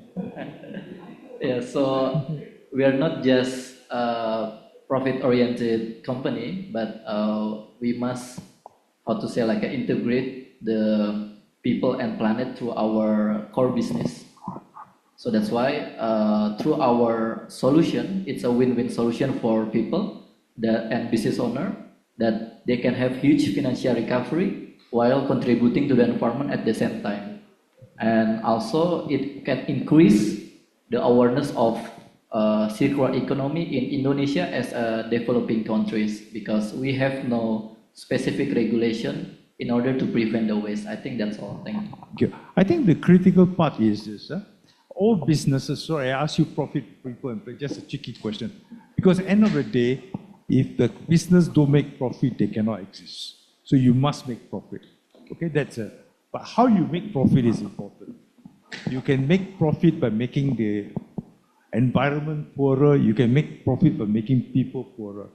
I think the best thing is you make profits by enriching the environment, enriching society, community getting richer. So I have to apologize to you as well as everybody in the audience that because of time, we can't go deeper.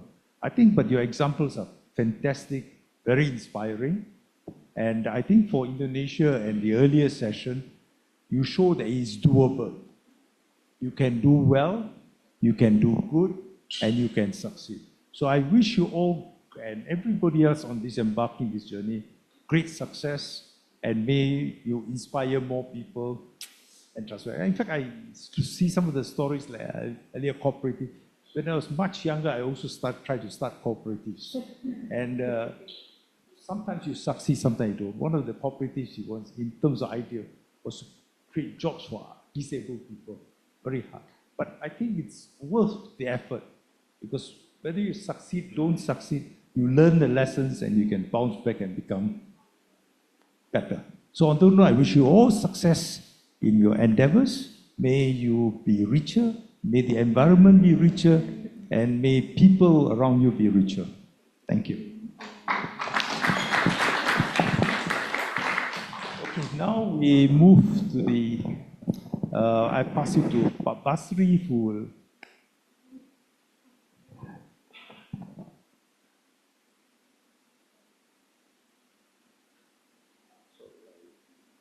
we have to pass the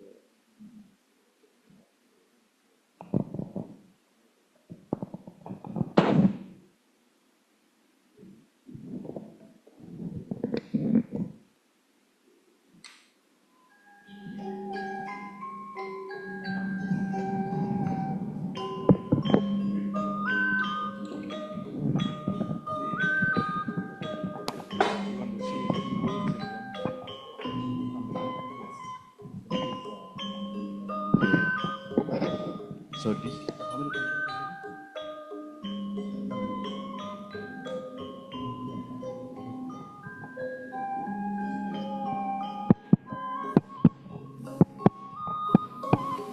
Test, check.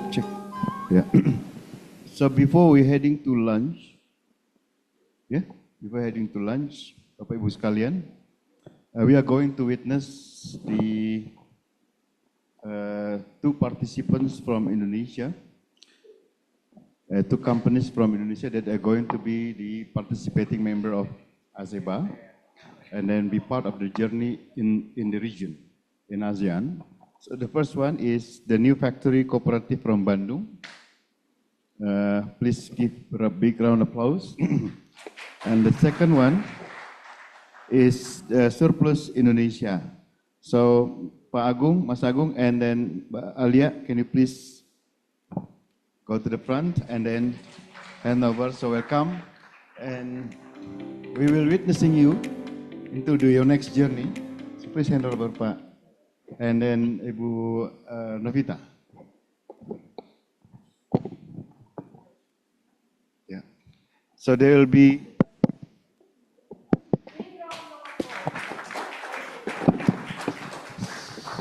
So they are company number 11 and number 12 from Indonesia.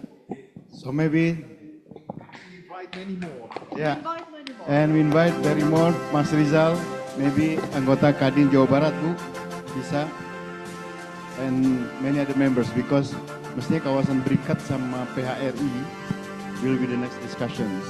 So yeah, let's have a picture. Saya mau juga gabung.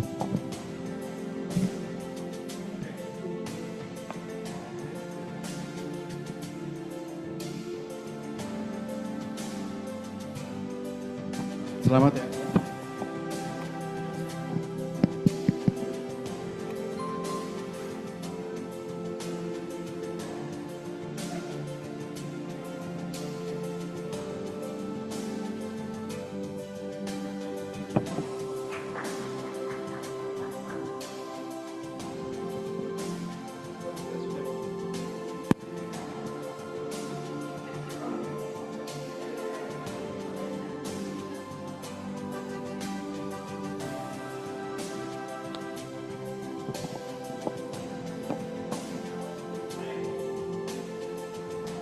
Invite our team leader, Dr. Zinaida, to do the closing remarks and declare that we can go for lunch.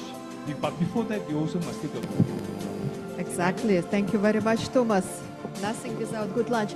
So, colleagues, congratulations to 2 members of Indonesia team, and many more are invited. So settle down for a second. So it's very difficult to make highlights, but so I do it from my personal side, professional side.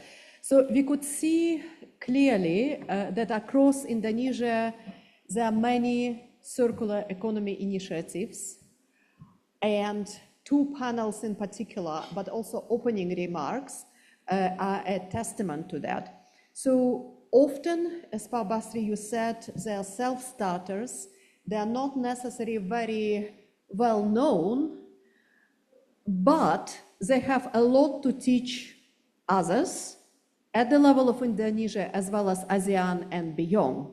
So a lot of this is there, and new emerging technologies. And again, the panel right now shows about that, either local one, indigenous for Indonesia, or through exchange with Europe or some other countries are really there, emerging. And so very good to have colleagues from the research institutes with us. So colleagues, I need a bit of adjustment of the mic, please. Thank you. So, and we could see that direction is clearly there. It's there. But what still is needed is probably stronger shared platform and stronger national visibility. So, and we are starting with you exactly doing that. So Indonesia already has a national circular economy roadmap, and also the roadmap, circular economy roadmap for West Java is also now in development. But as colleagues from Ministry of Industry emphasized today, that a lot of alignment is needed between different regulations. Somewhere there are gaps, some of the regulations are working against us with this, so a lot of work is there, but it is not work of 1 or 2 days, it's years ahead. Now, we also know that no long-term business strategy is possible without circularity. Thank you for reminding us about that. And I'm pretty sure it's also a sense of Indonesian businesses, not only the ones which are coming from the sea or from the Netherlands. So it clearly is here. And competitiveness is increasingly dependent on circular economy strategies, and it's not for international trade and investment, it's also for the local one. Thank you for, again, Thomas, paying attention that, in fact, a lot of younger customers, younger citizens are asking for that and leading by examples also for their kids, which are also young and coming. So I would like to thank all of the experts here today, our facilitators. Thank you very much.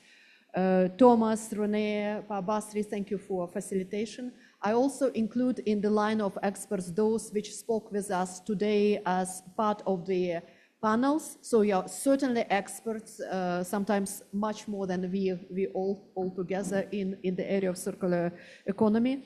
So most importantly, my sincere appreciation of Kadin and API representatives for your leadership in this area. And indeed, as we spoke, maybe West Java, Kadin can lead together with API and some other sectoral associations lead the rest of Indonesia. Why not? So you're certainly well positioned for that. So we also would like to thank our colleagues, so our partners at the EU delegation, for guiding us together with representatives of the business and government towards the right direction. And ASEBA Indonesia, we hope, can really become a platform for Indonesia and the whole of ASEAN to support innovation, help improve access to finance and open access to regional and also national markets, which is very important. So also, of course, I would like to thank our technical team. Thank you very much, colleagues. Thank you very much to our interpretation team for connecting us to the world, to the rest of Indonesia and to the world. People are not only with us today online in real time, but the record of this event is also going to be accessible on our website and website of ASEBA and ARAIBA. So it is a time capsule which would hopefully be appreciated by many more. So again, colleagues, thank you very much. It is very important to keep it as a first get together with many more to come. And most importantly, on our website, if not right now, you can tell us, write to us, apply for becoming really developed business case in circular economy. Quite a few of you already say that you have all credentials to become inspirational case, but please spread the word. We want really Indonesia to rock and lead ASEAN and circular economy. Thank you very much. The lunch is there, but before, big round of applause to all of you and a picture. Please do come ahead for this. Oh, and masterclass is in the afternoon starting at 1:30, but before nourishment is certainly needed. But before we all disappear for lunch, may I please invite all of you to come in front to take a picture. And I'm asking our brilliant technical team to coordinate us how you want us to stand. Thank you, colleagues. Thank you for today, for the morning of today. Thank you.